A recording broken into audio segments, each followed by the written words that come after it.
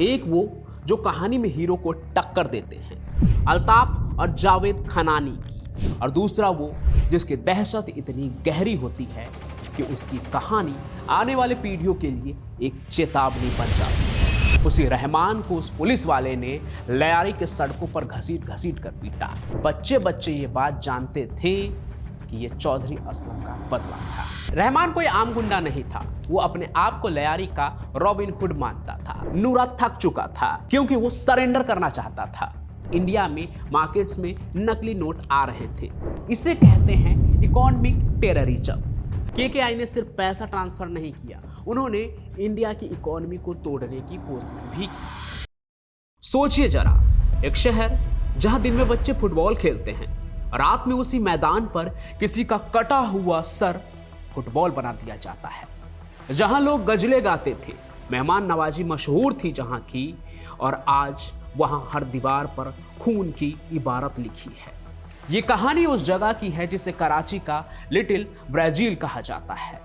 नाम है लियारी, और ये कहानी है उस आदमी की जो कुछ लोगों के लिए मसीहा था और बाकी सब के लिए साक्षात शैतान। एक ऐसा नाम जो रॉबिन हुड भी था और डकैत भी, और खूंखार इतना कि सिर्फ एक शक के बिना पर उसने अपनी मां को न सिर्फ मारा बल्कि पंखे से लटकाकर लटकता हुआ ही छोड़ दिया था। नाम था उसका रहमान डकैत। रहमान डकैत की दी हुई मौत बड़ी कसाईनुमा होती है। आज हम इसकी बात कर क्यों रहे हैं? क्योंकि धुरंधर फिल्म में अक्षय खन्ना ने इसी के किरदार को निभाया है। लेकिन फिल्म में क्या दिखाया जाएगा? फिल्म की कहानी हमेशा सच से कोसों दूर होती है। आज हम आपको दिखाएंगे लियारी की वो हकीकत, रहमान की वो असली कहानी जो फिल्म से कहीं ज्यादा भयानक, कहीं ज्यादा अविश्वसनीय है, जिसे सुनने के बाद आपको लगेगा कि क्या कोई इंसान ऐसा कर सकता है। ये कोई साधारण बदमाश नहीं था दोस्त, ये एक पूरा सिस्टम था खुद में ही, वो जहरीला ढांचा जिसने लियारी को अंदर तक खोखला कर दिया। एक ऐसा दलदल जिसमें उतरने वाले सिर्फ डूबे नहीं, पीढ़ियों तक उसमें समा गए। इस आदमी की कहानी आज भी जिंदा क्यों है? किसी मारने काटने के नंबर की वजह से नहीं, बल्कि इसलिए क्योंकि उसने ये सब कुछ उस शहर में किया जो कभी रोशनी, महफिलों, मोहब्बत और तहजीब की खुशबू से भरा रहता था।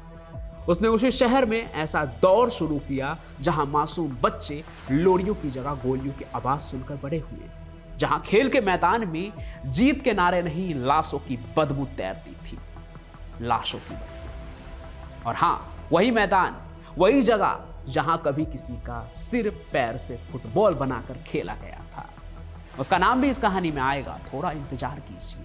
लेकिन लियारी की मिट्टी में यह कहानी धुएं की तरह नहीं, एक महीन गहरी दरार की तरह फैलती है, जहां रिश्ते भी खून में बदलते हैं, धोखा भी खून में बदलता है, और गद्दारी की सजा तो सिर्फ मौत होती है। जो वादा किया गया उसे भूलने की गुस्ताखी मत करना। कहानी की शुरुआत होती है 70 से 80 दशक की उस चिलचिलाती हकीकत से, जहां लियारी की तंग गलियां किसी कैद खाने से कम नहीं थी। गरीबी इतनी गहरी थी कि सपनों तक की औकात तय कर देती थी। हर माँ बाप की दुआ बस इतनी थी कि मेरा बच्चा इस दलदल से किसी तरह बच जाए। लेकिन किस्मत ने यहाँ के बच्चों के सामने 3 ही मोड़ रखे थे: खेल, मजदूरी या फिर अंधेरी गलियों की दुनिया जहां सिर्फ अपराध था। रहमान भी ठीक उसी चौखट पर खड़ा था और बड़ा हो रहा था। उसे ये 3 रास्ते चुनने थे। उसके अंदर एक उबाल था, खून में घुला हुआ गुस्सा, सीने में भरा हुआ बगावत का धुआं। उसे लगता था कि हालात को बदलना उसकी जिम्मेदारी है, और वही जिम्मेदारी उसे धीरे धीरे दूसरी दिशा में खींच रही थी। और फिर सिर्फ 13 साल की उम्र में वो एक हरकत जिसने उसकी पूरी जिंदगी को ही बदल दी। कोई बड़ी लड़ाई नहीं, कोई बड़ी दुश्मनी नहीं, मामूली से झगड़ा, पर रहमान की नसों में जो आग थी उसने उस मामूली को भी मौत के मोड़ तक पहुंचा दिया। खून की वो पहली बूंद उसके लिए आखिरी नहीं थी।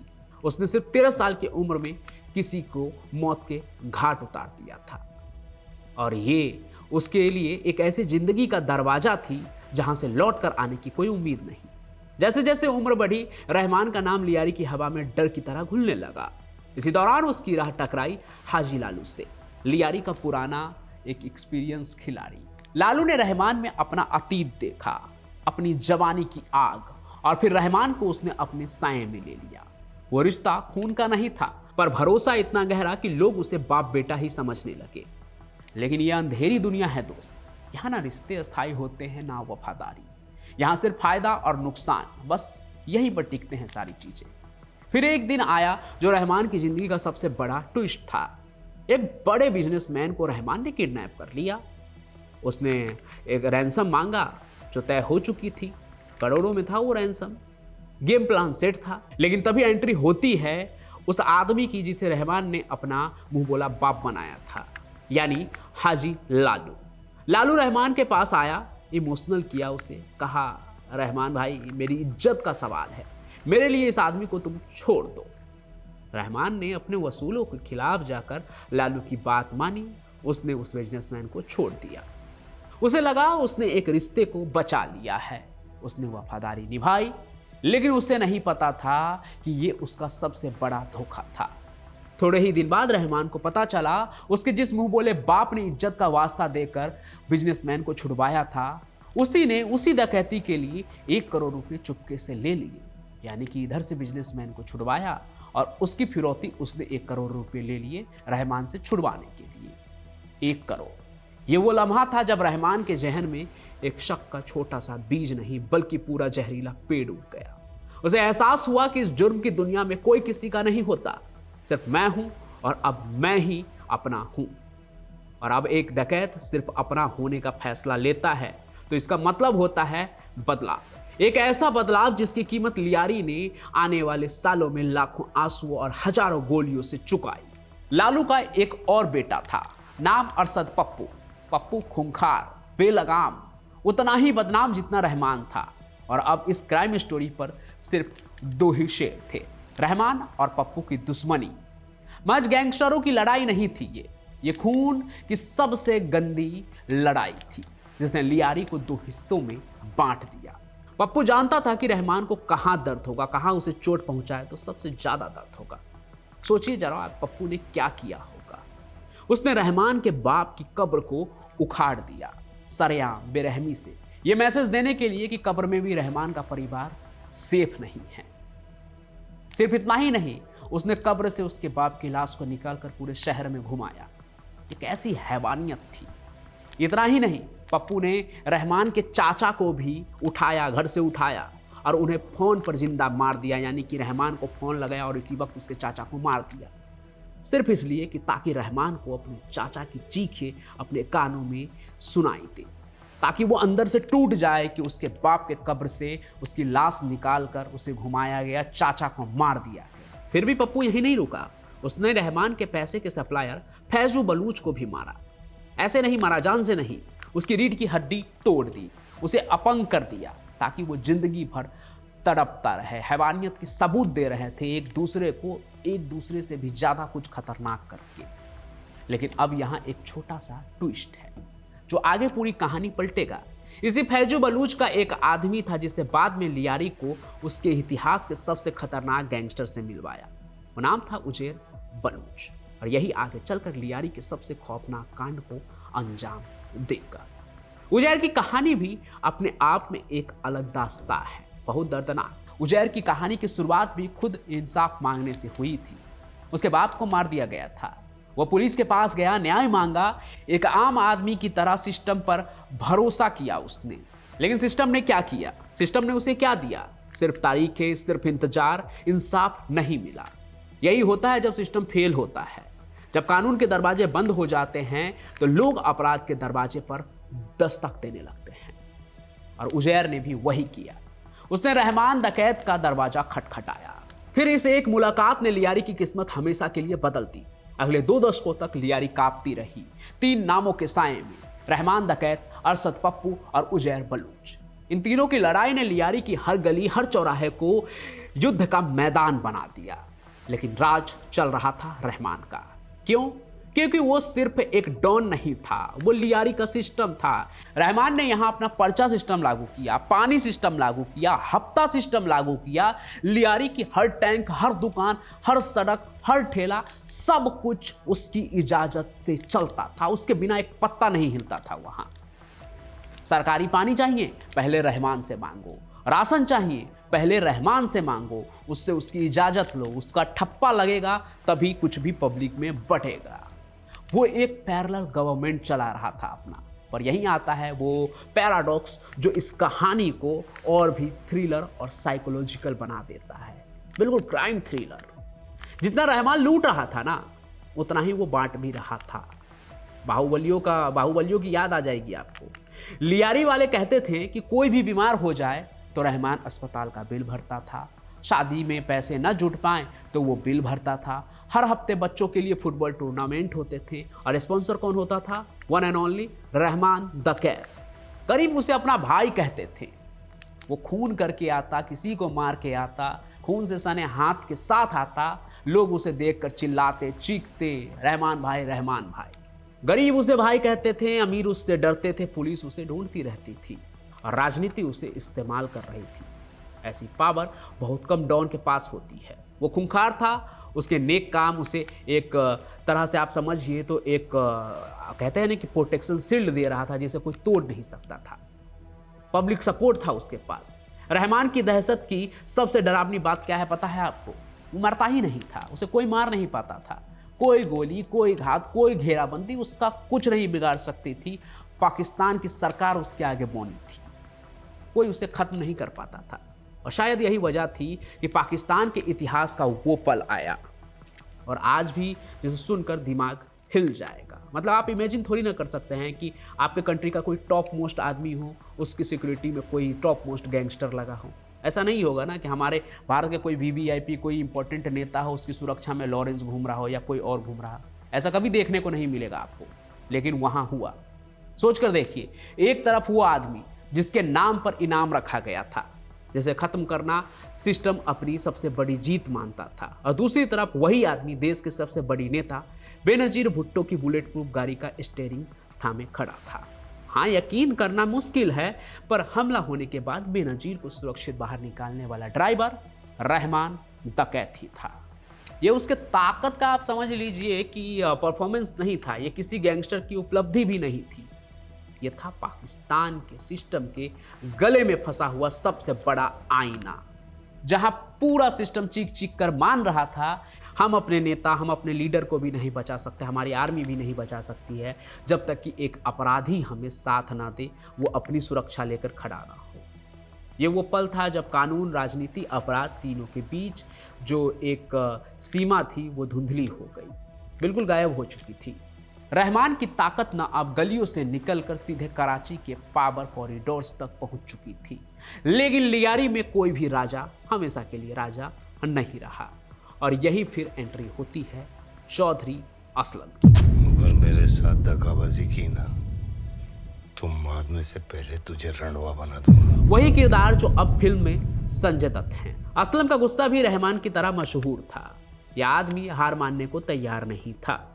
कई बार रहमान को पकड़ा गया, कई बार पुलिस वाले बिक गए और रहमान छूटकर भाग गया। पैसे की ताकत, राजनीतिक सपोर्ट सब रहमान के साथ था, लेकिन असलम ने पीछा नहीं छोड़ा।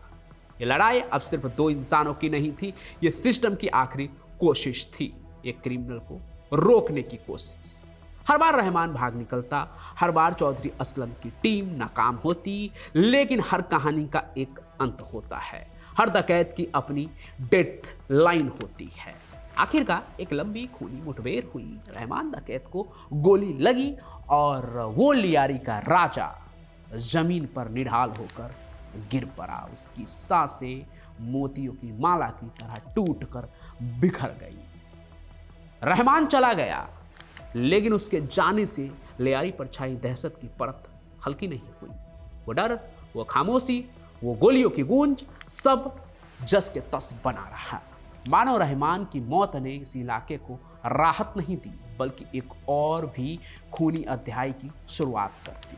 उसकी खून की गर्मी मिटते मिटते लियारी की गलियों से दो नए साए उठने लगे। तो ऐसे नाम जो आगे चलकर पूरे शहर की धड़कनें तेज करने वाले थे। बाबा लाडला और उजैर बलूच।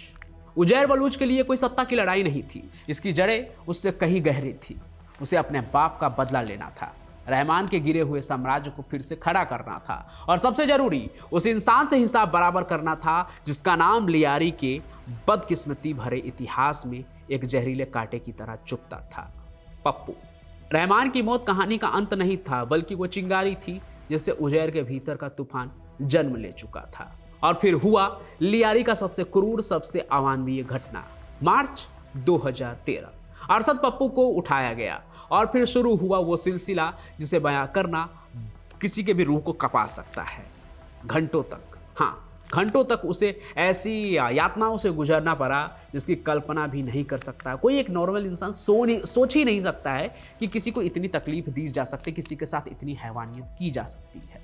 हर चीख, हर गिरती सांस बदले की आग को तेज करती जा रही थी। और फिर एक आखिरी खौफनाक कदम, उसका सिर उसके धड़ से अलग कर दिया गया। लेकिन यह सिर्फ खून का बदला नहीं था, यह उन जख्मों की कीमत थी जो पप्पू ने रहमान के बाप को मारकर नहीं, बल्कि उसकी कब्र उखाड़ कर किया था। वो अंधेरा अपमान, वो मिट्टी की बेहरम दिली उजैर के सीने में सालों से धड़क रही थी। और जब उस रात बदला पूरा हुआ तो सिर्फ एक इंसान नहीं मरा, इंसानियत भी वहीं उसी मिट्टी पर सिसक कर गिर पड़ी। उस कटे हुए सिर के साथ जो हुआ वो शब्दों से परे था। लियारी के उन्हीं तंगलियों में जहां कभी बच्चे गेंद लेकर खेला करते थे, फुटबॉल से खेला करते थे, उस दिन एक इंसानी सिर को फुटबॉल की तरह उछाला गया। खून के छींटे उड़ते थे, भीड़ की वो बहसी चीखें गूंजती थी और उस उछलते हुए सिर को देखकर लगता था मानो इंसानियत वहीं दम तोड़ दे रहा है। उस दिन लियारी ने सिर्फ एक डॉन नहीं खोया, अपनी रूह भी खो दी थी। आज भी वहां का हर बच्चा ये किस्सा जानता है जैसे वो घटा ही हो उनके सामने। आखिर में उजैर बलूच भी पकड़ा गया और उसकी गिरफ्तारी के बाद वो सच सामने आया जो किसी भी जासूसी थ्रिलर से कम नहीं है। उजैर ने कबूला कि वो ईरान की खुफिया एजेंसी के लिए भी काम कर रहा था। सोचिए, जिन गलियों पर रहमान और पप्पू जैसे डॉन का राज था, उन्हीं गलियों से अंतर्राष्ट्रीय जासूसी की खबरें भी बहकर निकल रही थी। लियारी सिर्फ एक क्राइम जोन नहीं रहा, वो एक जियोपॉलिटिकल हॉटस्पॉट बन चुका था। आज कराची का लियारी शांत है, पर उसकी दीवारें के दरारों में रहमान की आवाज़ अब भी अटकती है। किसी के लिए वो खूनी दरिंदा था जिसने शक पर अपनी माँ को भी मार दिया, तो किसी के लिए बाप की कब्र की बेइज्जती का बदला लेने वाला भी। किसी के लिए वो गरीबों का मसीहा था, शादियाँ करवाता था, पानी दिलवाता था, लोगों के घर बसवाता था। और दुनिया के लिए वो एक ऐसा गैंगस्टर था जिसकी ज़िंदगी किसी हॉलीवुड फिल्म से ज़्यादा नाटकीय थी। इसीलिए शायद आज वो एक फिल्म का हिस्सा भी है, धुरंधर फिल्म, जिसमें अक्षय खन्ना उसके किरदार को निभा रहे हैं। क्योंकि रहमान डकैत कोई एक आदमी नहीं था, वो एक युग था, एक सवाल था, एक चेतावनी था। और सबसे अहम, उसने साबित किया कि वो हीरो और विलन का फर्क कभी भी सिर्फ सफ़ेद और काला नहीं होता। कई बार ये पूरा का पूरा लहूलुहान लाल भी होता है। तो यही था रहमान डकैत, जिसकी कहानी आज मैंने आपको सुनाई। नमस्कार दोस्तों, आज जो कहानी आपको सुनाने जा रहा हूं, उसके खौफ के आगे ना कोई बाहुबली टिकेगा और ना ही कोई बड़ा से बड़ा गैंगस्टर। देखिए, दुनिया में ना दो तरह के विलन होते हैं। एक वो जो कहानी में हीरो को टक्कर देते हैं, और दूसरा वो जिसकी दहशत इतनी गहरी होती है कि उसकी कहानी आने वाले पीढ़ियों के लिए एक चेतावनी बन जाती है। आज हम उसी दूसरे तरह के शख्स की कहानी आपको सुनाने जा रहे हैं। एक ऐसा नाम जिसे पाकिस्तान के एक कट्टरपंथी तबके ने हीरो कहा।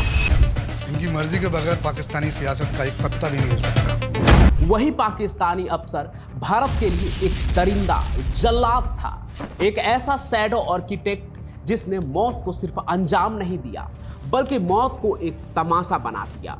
इस शख्स की नफरत इतनी जहरीली थी कि ये सिर्फ भारत तक नहीं रुकी, इसने अपने ही जन्मदाता यानी पाकिस्तान को भी नहीं बख्शा। और सबसे बड़ी बात, ये शख्स दुनिया के सबसे ज्यादा बार मरकर फिर जिंदा होने वाले आतंकवादी के रूप में दर्ज है। अमेरिका ने इस पर $5 मिलियन यानी करीब 42 करोड़ रुपए का इनाम रखा था। जी हां, हम बात कर रहे हैं मोहम्मद इलियास कश्मीरी की, क्योंकि दिसंबर 2025 में बॉलीवुड की एक बड़ी फिल्म आई है, धुरंधर। उसके ट्रेलर में अर्जुन रामपाल ने जो किरदार निभाया है मेजर इकबाल का, वो सीधे सीधे इसी इलियासी कश्मीर की हैवानियत पर आधारित है। वो विलन जो जिया उल हक की उस खतरनाक डॉक्टरीन से इंस्पायर्ड था। Bleed India with 1,000 cuts. लेकिन इलियासी कश्मीरी की कहानी सिर्फ एक फिल्म की नहीं है, ये 21वीं सदी के सबसे खतरनाक प्रॉक्सी वार की एक डार्क हिस्ट्री है। ये कहानी कि कैसे पाकिस्तान की फौज का एक कमांडो दुनिया के सबसे खतरनाक आतंकी संगठन अल-कायदा का ऑपरेशनल मास्टरमाइंड बन गया।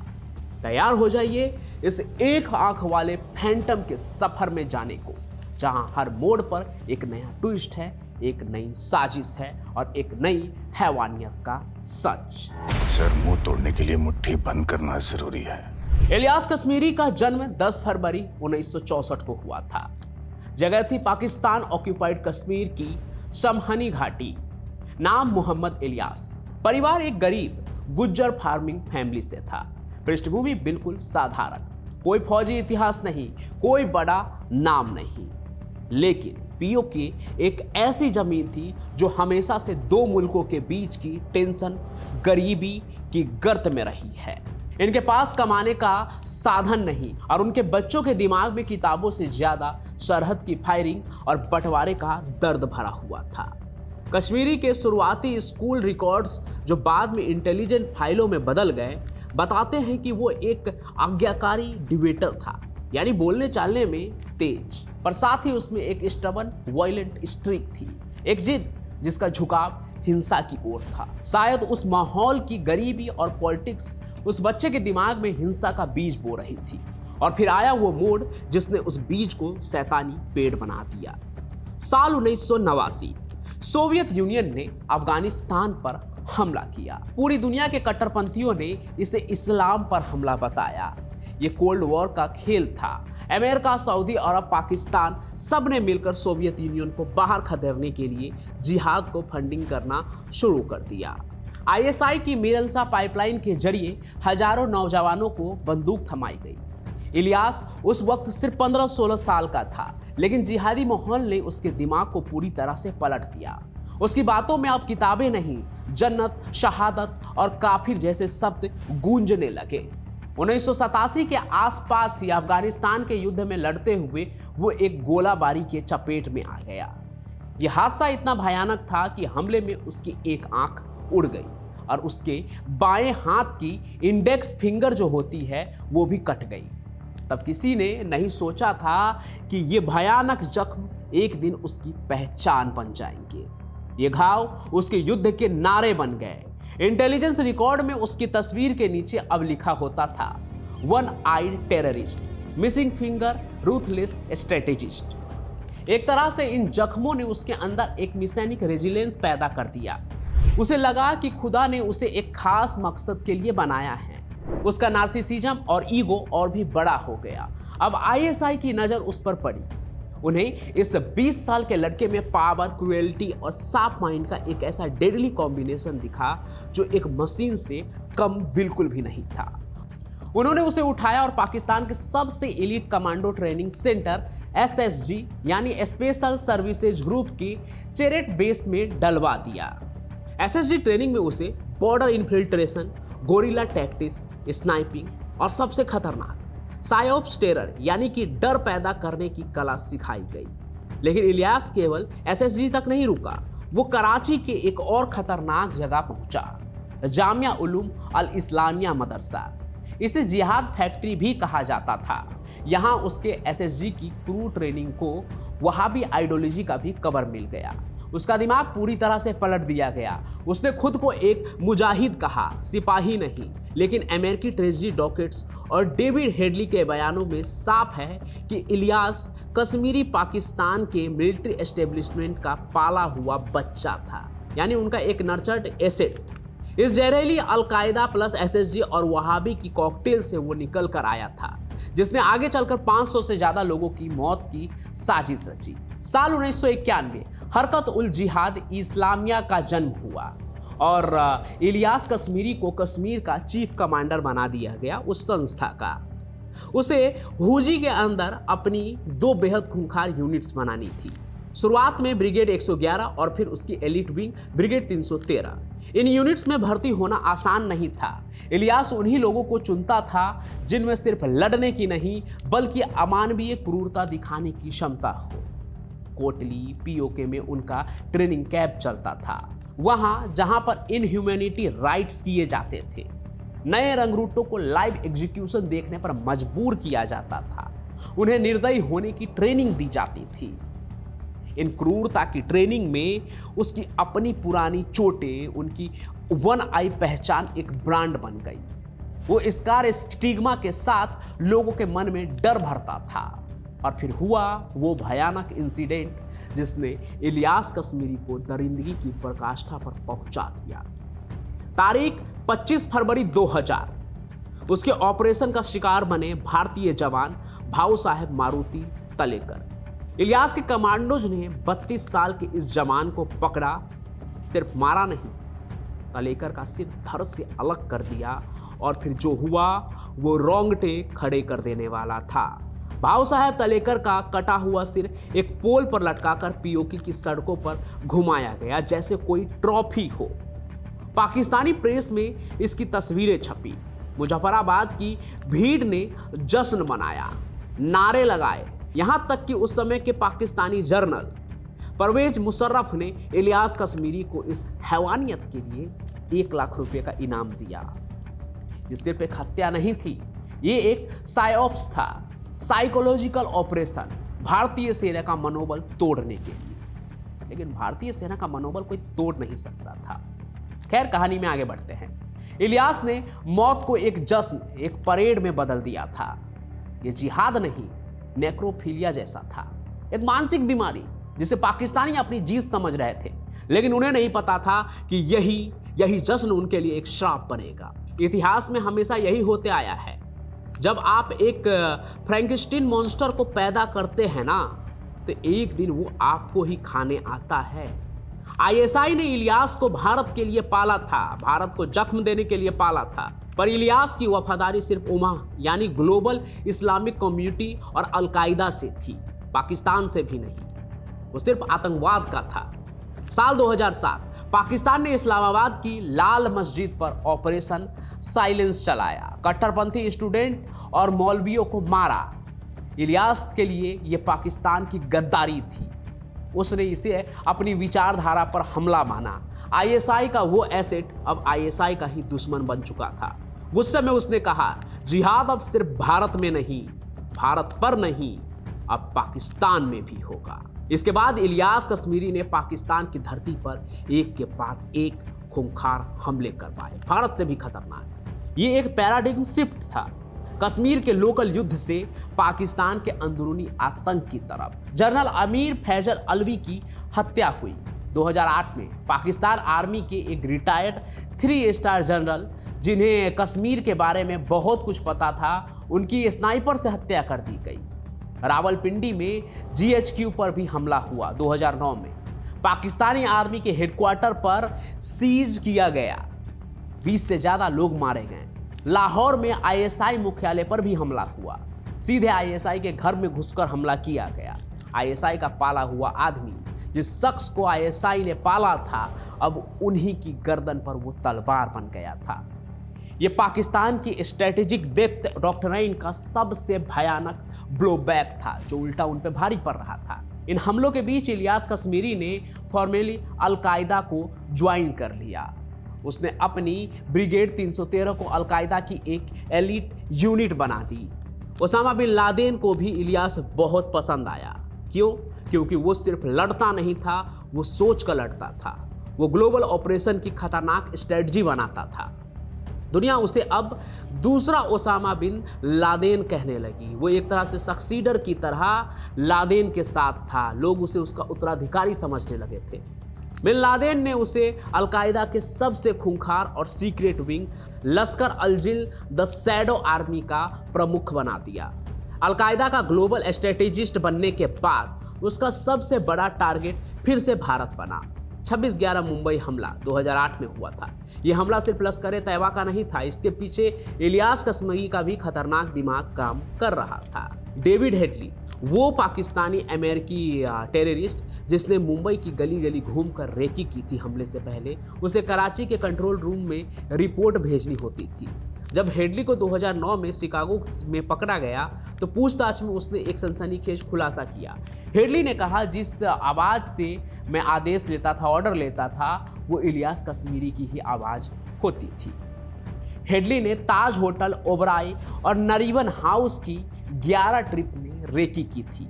ये सब इलियास कश्मीरी की वॉइस कमांड पर हो रहा था। 166 लोगों की मौत हुई थी 26/11 में, और साजिश में वन आइड फैंटम एक अदृश्य मगर क्रूर आर्किटेक्ट था जो सब कुछ पीछे से ही रच रहा था। मुंबई के बाद इलियास ने यूरोप की तरफ भी रुख किया। साल 2010 उसका दिमाग एक और बर्बर योजना बना रहा था, कोपेनहेगन प्लॉट। इसका आपने कभी न कभी जिक्र सुना होगा। हुआ ये कि डेनमार्क के एक अखबार ऑफिस पर हमला होना था। वो ऑफिस जिसने 2005 में पैगंबर मोहम्मद के कार्टून छापे थे। इलियास की योजना इतनी निर्दयी थी कि वो किसी को भी नॉर्मल मतलब कि किसी भी नॉर्मल इंसान की सोच से न परे थी उसकी प्लानिंग। आप सुनेंगे तो आपकी भी रूह कांप जाएगी। प्लान क्या था? प्लान था 4 आतंकवादी जो है अखबार के ऑफिस में घुसेंगे। वो कार्टूनिस्ट और एडिटर को गोली मार के नहीं मारेंगे, वो उन्हें पहले पकड़ेंगे, फिर उनका सिर काटेंगे और सबसे भयानक पूरी घटना को रिकॉर्ड करते हुए कटे हुए सिरों को ना खिड़की से बाहर फेंक दें ताकि दुनिया में दहशत फैल जाए कि इलियास कश्मीरी किस हद तक जा सकता है। ये उसकी 313 ब्रिगेड की सिग्नेचर हैवानियत थी। इसी तरह से वो ऑपरेट करते थे वो, जिसे वो अब ग्लोबल स्टेज पर ले जाना चाहते थे, पूरी दुनिया को दिखाना चाहते थे। शुक्र है कि अमेरिकी खुफिया एजेंसियों ने इस प्लान को समय रहते ही पकड़ लिया और यह हमला टल गया। कोपेनहेगन प्लॉट के बीच भारत में एक और हमला हुआ। तारीख 13 फरवरी 2010, पुणे की जर्मनी बेकरी में आईईडी ब्लास्ट, 17 लोगों की मौत हुई। जांच में इंडियन मुजाहिदीन का नाम सामने आया, पर हेडली की वॉइस आईडी और एनआईए की जांच ने साबित किया कि इसके पीछे भी इलियास कश्मीरी का ही निर्देशित एक तरह से मास्टरमाइंड था। वो भारत को बार बार खून से नहलाना चाहता था ताकि उसका 1000 कट वाला जो डॉक्टरीन था वो चलता रहे। इसी दौरान 2011 में ओसामा बिन लादेन के अबोताबाद कंपाउंड से सीआईए को कुछ डॉक्यूमेंट्स मिले। उसमें लादेन ने साफ साफ इलियास कश्मीरी को अमेरिका के खिलाफ एक बड़े ऑपरेशन की जिम्मेदारी दी थी। ओसामा ने कहा था, स्ट्राइक द हेड, यानी अमेरिका के नेताओं को सीधे अपने टारगेट पर लाओ, उन पर हमला करो। इलियास कश्मीरी अब सीआईए के टॉप 5 टारगेट्स के लिस्ट में सबसे ऊपर था। इलियास कश्मीरी एक और बात के लिए कुख्यात था, वो बार बार मरकर जिंदा हो जाता था। फॉल्स डेथ उसका जो पहला था वो 2004 में पहली बार खबर आई कि वो एक मुठभेड़ में, एक इनकाउंटर में मारा गया। वो बाद में गलत साबित हुई। फॉल्स डेथ उसका दूसरा नंबर का भी आया 2009 में ही। एक और ड्रोन हमले में उसके मारे जाने की खबर आई। सीआईए ने 99% बताया कि इलियास कश्मीरी जो है वो मारा गया, पर वो भी गलत निकला। वो एक रिपोर्ट के मुताबिक ना उसने उस बार भी बाथरूम के रास्ते से भागकर खुद को बचा लिया था उस अटैक से। इलियास कश्मीरी एक मिथ बन चुका था, एक फैंटम जिसे मारना बिल्कुल नामुमकिन था। फैंटम उसे कहते हैं जो मर चुका है लेकिन फिर भी वो दिखाई दे, ठीक है, इसलिए इलियास कश्मीरी को फैंटम भी कहा जाता था। लेकिन अब सीआईए और आईएसआई दोनों उसकी तलाश में लग गए। इलेक्ट्रॉनिक सर्विलेंस, फोन ट्रैकिंग, जासूस, मुखबिर सब काम पर लगा दिए गए। तारीख 3 जून 2011 की रात सीआईए को उसकी एक प्रिसाइज लोकेशन मिली, यानी कि एकदम पता चल गया कि वो अभी इस वक्त है कहाँ। साउथ वजीरिस्तान का गुआखवा इलाका, एक सेब के बाग के पास एक कंपाउंड में था ये जगह। रात के करीब 12:15 बजे होंगे। आसमान में एक हल्की सी गुनगुनाहट सुनाई दी जो ड्रोन स्ट्राइक था। पहले एक मिसाइल, फिर दूसरी मिसाइल और कुछ ही सेकेंड में 2 और हेलफायर मिसाइल उस कंपाउंड पर गिरी। पूरा इलाका दहल गया। जब धुआं हटा तो मिट्टी और पत्थरों की दीवारें चूर चूर थी। 9 आतंकवादियों के शरीर टुकड़ों में बटे हुए थे और उनमें सबसे बड़ा नाम था इलियास कश्मीरी का। कुछ हफ्तों बाद फौजी के प्रवक्ता और फिर अलकायदा ने अपनी मैगजीन नवाबी अफगान जिहाद में उसकी मौत की पुष्टि की। CIA ने उसका नाम हाई वैल्यू टारगेट लिस्ट से अब हटा दिया क्योंकि वो मारा जा चुका था, इलियास कश्मीरी। दुनिया ने राहत की सांस ली। मौत का सौदागर, सरहदों का जल्लाद की कहानी जो है अब खत्म हो गई थी। लेकिन इतिहास कहता है कि हथियार डर पैदा करते हैं, पर जिन हाथों में हथियार हो उनका डर पीढ़ियों तक चलता है। इलियास कश्मीरी भी एक ऐसा नाम था जिसे मिटाया तो गया, पर उसके डर को इतनी आसानी से भुलाया नहीं गया। उसकी लेगेसी, उसकी जो डार्क लेगेसी है, वो आज भी दो बड़ी बातों की याद दिलाती है। पहला, ISIS इन्फ्लुएंस। ISI ने जब 2014 में जब दुनिया को अपनी बर्बरता के वीडियो दिखाने शुरू किए, जैसे पत्रकार जेम्स फॉली का सिर काटना, तो आतंकवाद के जानकार हैरान नहीं हुए। ISI की जो ये सर काटने वाला जो दृश्य था, ये सीधे इलियास कश्मीरी के जो एक तरह से आप समझिए ना जो तरीका था, साइओप्स की कॉपी था कि इतना डर पैदा करो कि लोग डर जाएं। इलियास ने हैवानियत को वो एक तरह से आप समझिए तो दृश्य दे दिया था, एक चित्र दे दिया था कि इस तरह से हैवानियत की जा सकती है, उसी का कॉपी था। दूसरा, the cost of blowback. Ilyas Kashmiri Pakistan की ISI की उस डबल गेम का सबसे भयानक नतीजा था, जहां वो एक तरफ अमेरिका से पैसा लेकर आतंकवाद से लड़ने का नाटक कर रहे थे और दूसरी तरफ इलियास जैसे लोगों को भारत के खिलाफ इस्तेमाल कर रहे थे। लेकिन इस ब्लोबैक की कीमत पाकिस्तान ने भी चुकाई।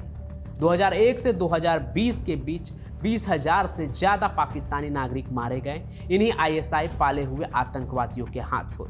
ये कहानी सिर्फ एक आतंकवादी की नहीं, ये कहानी उस जहरीले मिक्सचर की है जो गरीबी, कट्टरपंथ और स्टेट स्पॉन्सर्ड प्रॉक्सी वॉर से पैदा होता है। इलियास कश्मीरी जैसे लोग न सिर्फ अपने दुश्मनों बल्कि अपने जन्मदाता को भी नहीं बख्शते हैं। वो एक फैंटम था जो दो देशों की सरहद पर पैदा हुआ, एक आंख खोकर क्रूरता का चेहरा बना और आखिरकार खुद राख में तब्दील हो गया। लेकिन आज 2025 में जब धुरंधर जैसी फिल्में आ रही है, तो ये बात फिर से याद आती है कि हमें न सिर्फ राक्षसों को मारना है बल्कि उन जख्मों को भी भरना है जो इस तरह के आतंकवाद को पैदा होने की जमीन देते हैं। उन्होंने शेर के मुंह में हाथ डाला है, इनकी नस्लें भी याद रखेंगी कि इनको कौन मिला है। गुड कॉप, बैड कॉप, ये टर्म आपने भी कभी न कभी सुना ही होगा दोस्तों। पुलिस वाले अक्सर इस तकनीक का इस्तेमाल अपराधियों का मुंह खुलवाने के लिए करते हैं। इस तकनीक में दो पुलिस वाले लगते हैं, एक अपराधी का मुंह खुलवाने के लिए प्यार का रास्ता लेता है और दूसरा डंडे और मारपीट का। लेकिन जब एक ही पुलिस वाला गुड और बैड दोनों हो जाए, तो वो अकेले अपराधियों के लिए राउडी राठौर और सिंघम का बाप होता है। अगर मेरे साथ दगाबाजी की ना, तो मारने से पहले तुझे और जमील साहब आपको खस्सी। जी हाँ, आज कहानी इसी किरदार के असली जिंदगी की है जिसे संजय दत्त धुरंधर फिल्म में निभा रहे हैं। पाकिस्तान के लियारी के उस पुलिस वाले की जिसके खौफ से खुद रहमान डकैत भी थर थर कांपता था। वही रहमान डकैत जिसके निगेटिव किरदार को भी अक्षय खन्ना ने अपने स्वैग से सबका फेवरेट बना दिया। रहमान डकैत की दी हुई मौत बड़ी कसाई होती है। वही रहमान डकैत जिसके मौजूदगी से पाकिस्तान की पूर्व प्रधानमंत्री daughter of the east Benazir Bhutto भी खुद को महफूज समझती थी। न सिर्फ समझती थी बल्कि रहमान डकैत ने साल 2007 में उनको मौत के मुंह से बाहर निकाला था। उस वक्त जब उनकी सुरक्षा में ना पाकिस्तानी पुलिस काम आई और ना ही सेना, तब रहमान डकैत ने बेनजीर भुट्टो की जान बचाई थी। वही रहमान डकैत जो लियारी का राजा था। लेकिन दोस्तों, जंगल का एक पुराना नियम है, हर शेर को एक सवा शेर मिल ही जाता है। और कराची पुलिस में एक ऐसा पागल, जिद्दी और निडर अफसर था जिसे न मौत का खौफ था और ना ही रहमान की सल्तनत का। जिस रहमान के आगे पाकिस्तान की सरकार भी घुटने टेक लेती थी, उसी रहमान को उस पुलिस वाले ने लियारी के सड़कों पर घसीट घसीट कर पीटा और एक दिन रहमान को मौत के घाट उतार दिया। वो पुलिस वाला है धुरंधर फिल्म का जिन और असली जिंदगी का ASP चौधरी असलम। जिंदगी अगर मिले करोड़ बार भी तो मर्द चौधरी असलम मांगो खुदा से।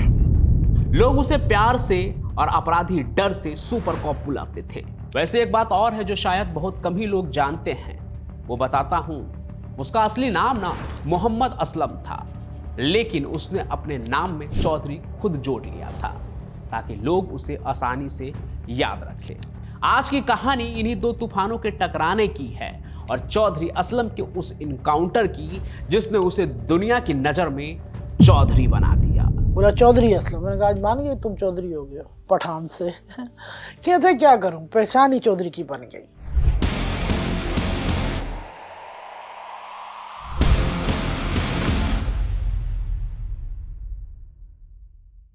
चौधरी असलम, अगर आपने बॉलीवुड की फिल्में देखी है तो आपको लगता होगा कि दबंग पुलिस वाले, राउडी राठौर, सिंघम, सिम्बा ये सब सिर्फ स्क्रीन पर होते हैं, लेकिन चौधरी असलम रियल लाइफ का सिंघम था।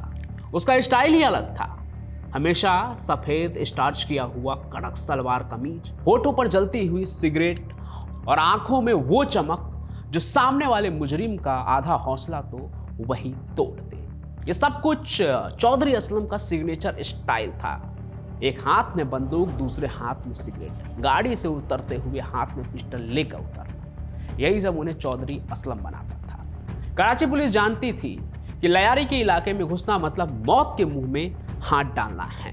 लयारी जो कभी फुटबॉल और बॉक्सिंग के लिए मशहूर था, अपने महफिल के लिए मशहूर था, अब गैंगवार का अखाड़ा बन चुका था और इस अखाड़े का अनडिस्प्यूटेड किंग था रहमान डकैत। चौधरी असलम को टास्क मिला था जुर्म का खात्मा। उसे पता था कि रहमान को पकड़ना लोहे के चने चबाने जैसा था। अगर आपने रहमान डकैत की कहानी चैनल पर ऑलरेडी देख रखी है तो आपको पता होगा कि वो कोई आम गुंडा नहीं था, नॉर्मल गुंडा नहीं था, वो रॉबिन हुड था अपने लोगों के लिए। वो गरीबों की मदद करता था, इसलिए पब्लिक उसके लिए पुलिस से भी भिड़ जाती थी। उसका नेटवर्क इतना तगड़ा था कि पुलिस स्टेशन से फाइल हिलने से पहले रहमान को खबर मिल जाती थी कि अगले पल कराची पुलिस, लयारी की पुलिस क्या रुख लेने वाली है। लेकिन 2006 में किस्मत ने पलटी मारी। पुलिस को एक सटीक टिप मिली। रहमान डकैत कराची छोड़कर बलूचिस्तान के इलाके बिदर में कहीं छिपा हुआ है। शायद उसे लगा था कि वहां पुलिस नहीं पहुंचेगी, लेकिन वो चौधरी असलम को कमाक रहा था। चौधरी असलम ने अपनी स्पेशल टीम तैयार की।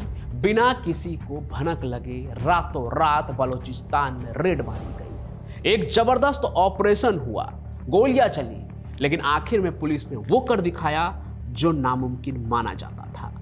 रहमान डकैत गिरफ्तार हो चुका था। यह कराची पुलिस के लिए साल का सबसे बड़ा अचीवमेंट था। शहर में खबर फैल गई, डकैत पकड़ा गया, उसे सलाखों के पीछे डाला गया। चौधरी असलम ने चैन की सांस ली। उसे लगा कि अब लयारी में अमन वापस आएगा। पुलिस ने अपनी रवायत के मुताबिक रहमान की खूब खातिरदारी भी की। कहते हैं जब पुलिस का 3rd डिग्री पड़ता है ना तो बड़े बड़े सुरमा भी टूट जाते हैं। रहमान भी टूटा। उसने रो रो कर अपने गुनाह कबूले।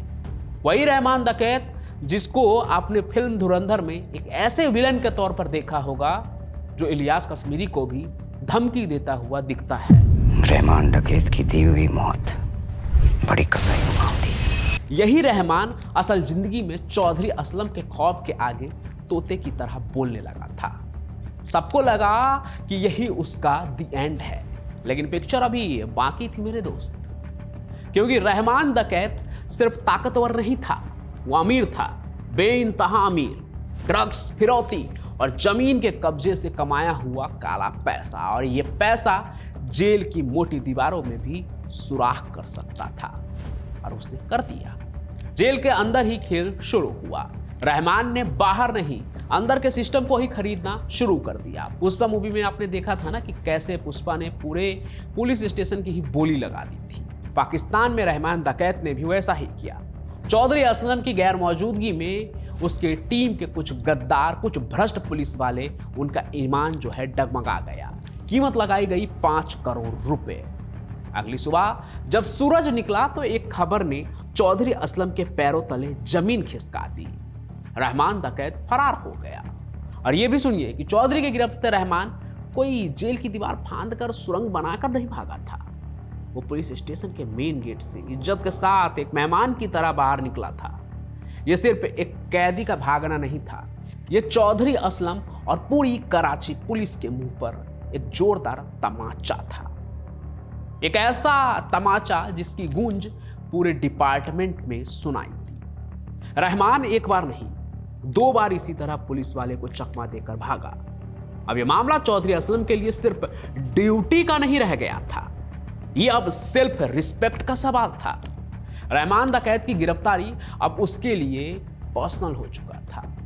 उस दिन अपनी वर्दी की कसम खाकर चौधरी असलम ने एक बात कही थी। उसने अपने साथियों को कहा, अब मैं रहमान को अरेस्ट नहीं करूंगा, हथकड़ी तो उसके हाथों में टिकती नहीं है। अगली बार जब हम मिलेंगे तो फैसला अदालत में नहीं, सड़क पर हो। मतलब चौधरी असलम ने कसम खाई थी कि अब वो रहमान डकैत का सीधा इनकाउंटर करेगा, कोई गिरफ्तारी नहीं। हालांकि इधर फिल्म में रहमान डकैत और चौधरी असलम के बीच की रंजिश को काफी पॉलिटिकल भी दिखाया गया, लेकिन असल जिंदगी में कहते हैं खुद चौधरी डकैत के लिए काल बना हुआ था।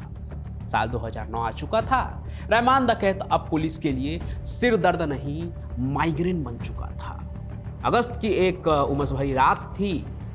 कराची के एक क्राइम रिपोर्टर जिले के फोन की घंटी बजती है। रात के करीब 2 बज रहे थे। उधर से एक पुलिस ऑफिसर की दबी हुई आवाज आई, जिले सो रहे हो क्या? तो जाग जाओ, एक बड़ी खबर है। रहमान डकैत हमें मिल गया है, हम उसे घेरने जा रहे हैं। आज रात बड़ा खेल होगा। रिपोर्टर का दिल जोर जोर से धड़कने लगा। ये उसके करियर की सबसे बड़ी स्टोरी होने वाली थी।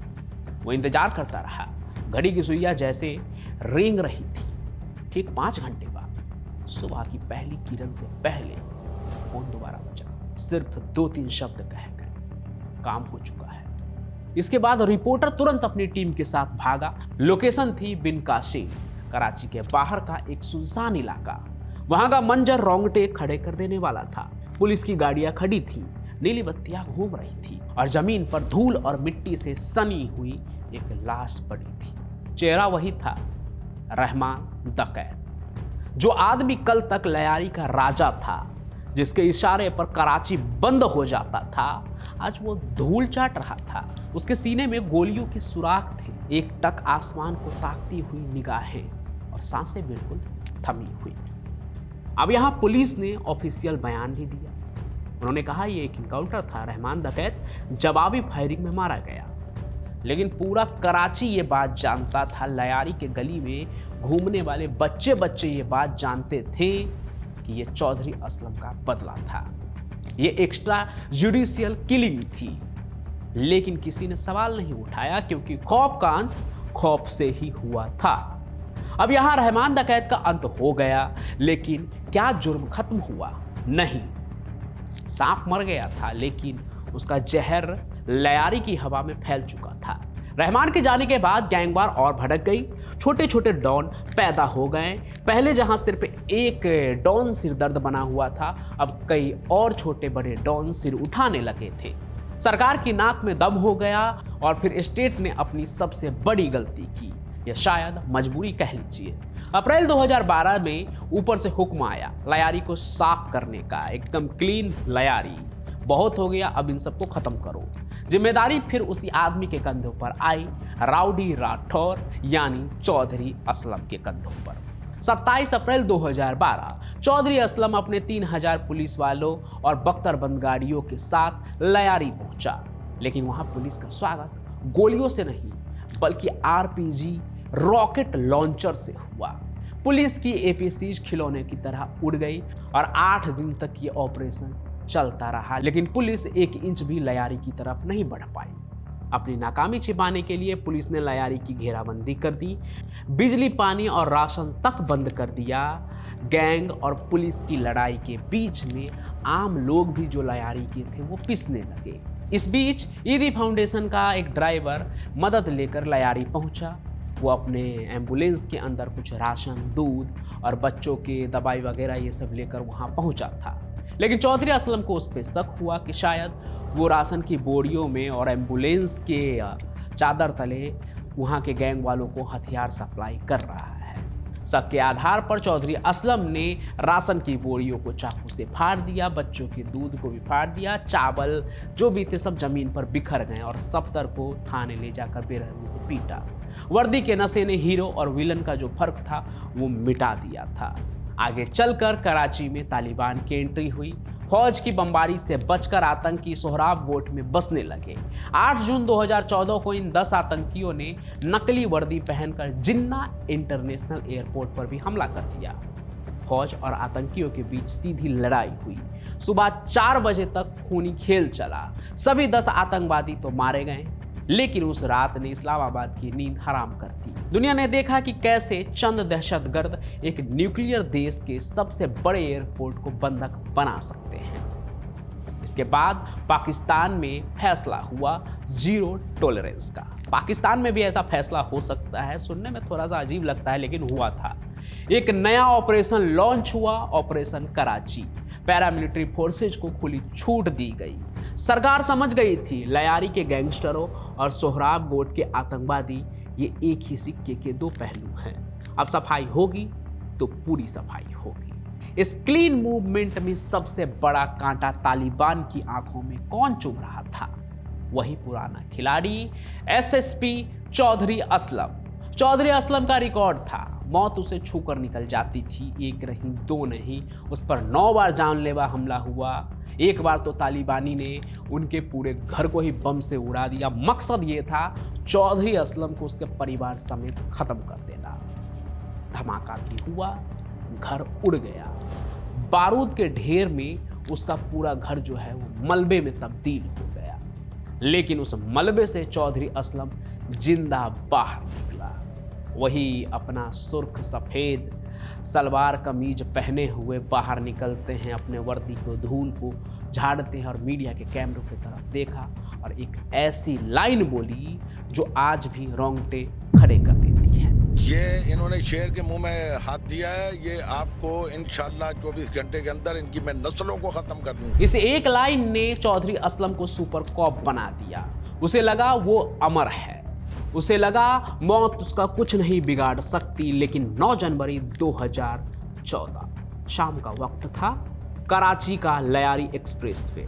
चौधरी असलम ऐसे पुलिस वाले थे कि बिना बुलेट प्रूफ गाड़ी के भी लयारी में घूमा करते थे। उन्हें किसी से कोई डर नहीं था। उस दिन भी उनका काफिला गुजर रहा था। उसे नहीं पता था कि इस बार दुश्मन ने तैयारी पक्की की है। 9 बार तो वो बच गए, लेकिन इस बार शायद ये आखिरी बार हो। एक गाड़ी जिसमें 200 किलो आरडीएक्स भरा हुआ था। एक अकेले चौधरी असलम को मारने के लिए 200 किलो आरडीएक्स। वो असलम की गाड़ी की तरफ बढ़ी और एक तेज धमाका हुआ जिसने कई किलोमीटर तक खिड़कियों के शीशे तोड़ दिए। गाड़ी के परखच्चे उड़ गए। कराची पुलिस का सबसे खूंखार चेहरा, वो रॉडी राठौर, वो इनकाउंटर स्पेशलिस्ट, धुएं और आग के गुबार में हमेशा के लिए गायब हो गया। वही चौधरी असलम जिसके किरदार को आपने धुरंधर फिल्म में संजय दत्त के जरिए देखा है। तालिबान ने चौधरी असलम के मौत की जिम्मेदारी ली और कराची का सुपर कॉप उसी हिंसा का शिकार हो गया जिसे वो मिटाने निकला था। कराची आज भी वही है, दरिया किनारे आज भी लहरें उफान मारती है। बस उस दौर के किरदार चले गए। रहमान डकैत और चौधरी असलम एक ही सिक्के के 2 पहलू थे। दोनों के पास पावर और खौफ था। दोनों का अंजाम एक ही हिंसक मौत से हुआ। एक दहशत फैलाता था और दूसरा उसी दहशत को मारने के लिए अपना दहशत फैलाता था। ये कहानी बताती है कि जब सिस्टम फेल होता है तभी रहमान पैदा होते हैं और उन्हें रोकने के लिए सिस्टम को असलम जैसे राक्षस भी पालने पड़ते हैं। लेकिन इस जंग में असली हार उस आम इंसान की होती है जो रोटी के लिए तरसता है। कराचिया शान जरूर है, लेकिन सवाल वही है, क्या जुर्म खत्म हुआ है या बस उसने चेहरा बदल लिया है। जहां आम आदमी तो दूर की बात पुलिस भी जाने से डरती थी। मामा फैजू उजैर बलोच का बाप था। यह है लियारी की कहानी, लियारी के गैंगस्टर्स और टेररिस्ट की कहानी। आज की कहानी किसी डॉन की, किसी बाहुबली की, किसी बड़े अपराधी की नहीं है। कहानी है एक ऐसे शहर की और उस शहर के अंदर छुपे एक इलाके की। ये कहानी है लियारी की, जिसे आपने हाल में ही धुरंधर मूवी में देखा होगा।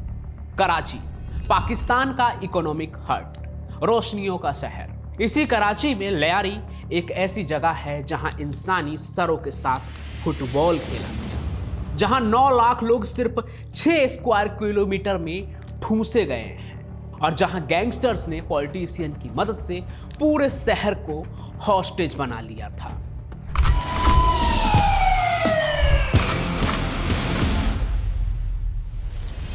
लोग इसे कहते हैं द मदर ऑफ कराची, क्योंकि कराची यहीं से पैदा हुआ था।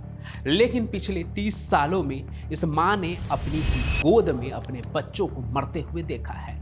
इमेजिन कीजिए ना, एक जगह सिर्फ 6 स्क्वायर किलोमीटर का एरिया, जितना बड़ा शायद एक छोटा सा एयरपोर्ट होता है, लेकिन इस छोटे से एरिया में 9 लाख लोग रहते हैं। 1 किलोमीटर के अंदर 1,58,000 लोग ठूंसे हुए हैं।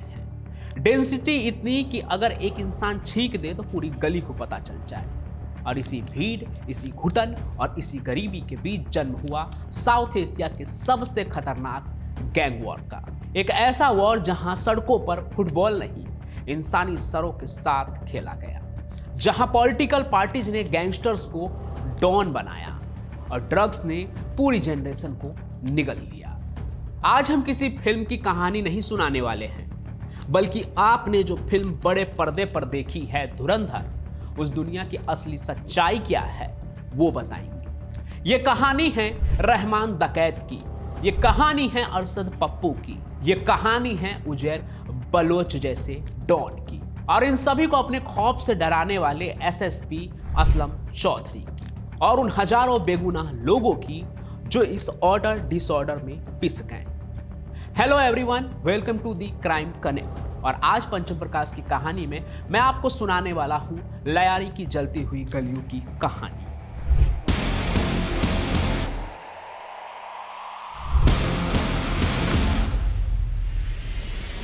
शुरुआत करते हैं वहां से जब यहां गनशॉट नहीं, सिर्फ समंदर की लहरों का शोर था। अर्ली 1700। लियारी तब कराची नहीं था, यह बस एक छोटा सा फिशिंग विलेज था। इसका नाम पड़ा था लियार ट्री से, एक ऐसा पेड़ जो अक्सर कब्रिस्तान में उगता था। कैसी पोएटिक आयरनी है ना, जिस जगह का नाम ही ग्रेवयार्ड ट्री पे रखा गया हो, वहां मौत का तांडव तो शायद किस्मत में ही लिखा था। यहां बसने वाले थे बलोच और सिंधी मछुआरे। जब ब्रिटिशर्स आए 1830 के बाद, तो उन्होंने कराची को पोर्ट सिटी बनाया। उन्हें सस्ती लेबर चाहिए थी और लियारी ने वो लेबर दी। ये लोग मेहनती थे, मकरानी थे, समंदर का नमक इनकी रगों में था। कहा जाता है कि लियारी ने कराची को अपने खून पसीने से बनाया। लेकिन फिर आया 1947, यानी बंटवारा। इंडिया से लाखों मुहाजिर्स यानी रिफ्यूजी कराची आए।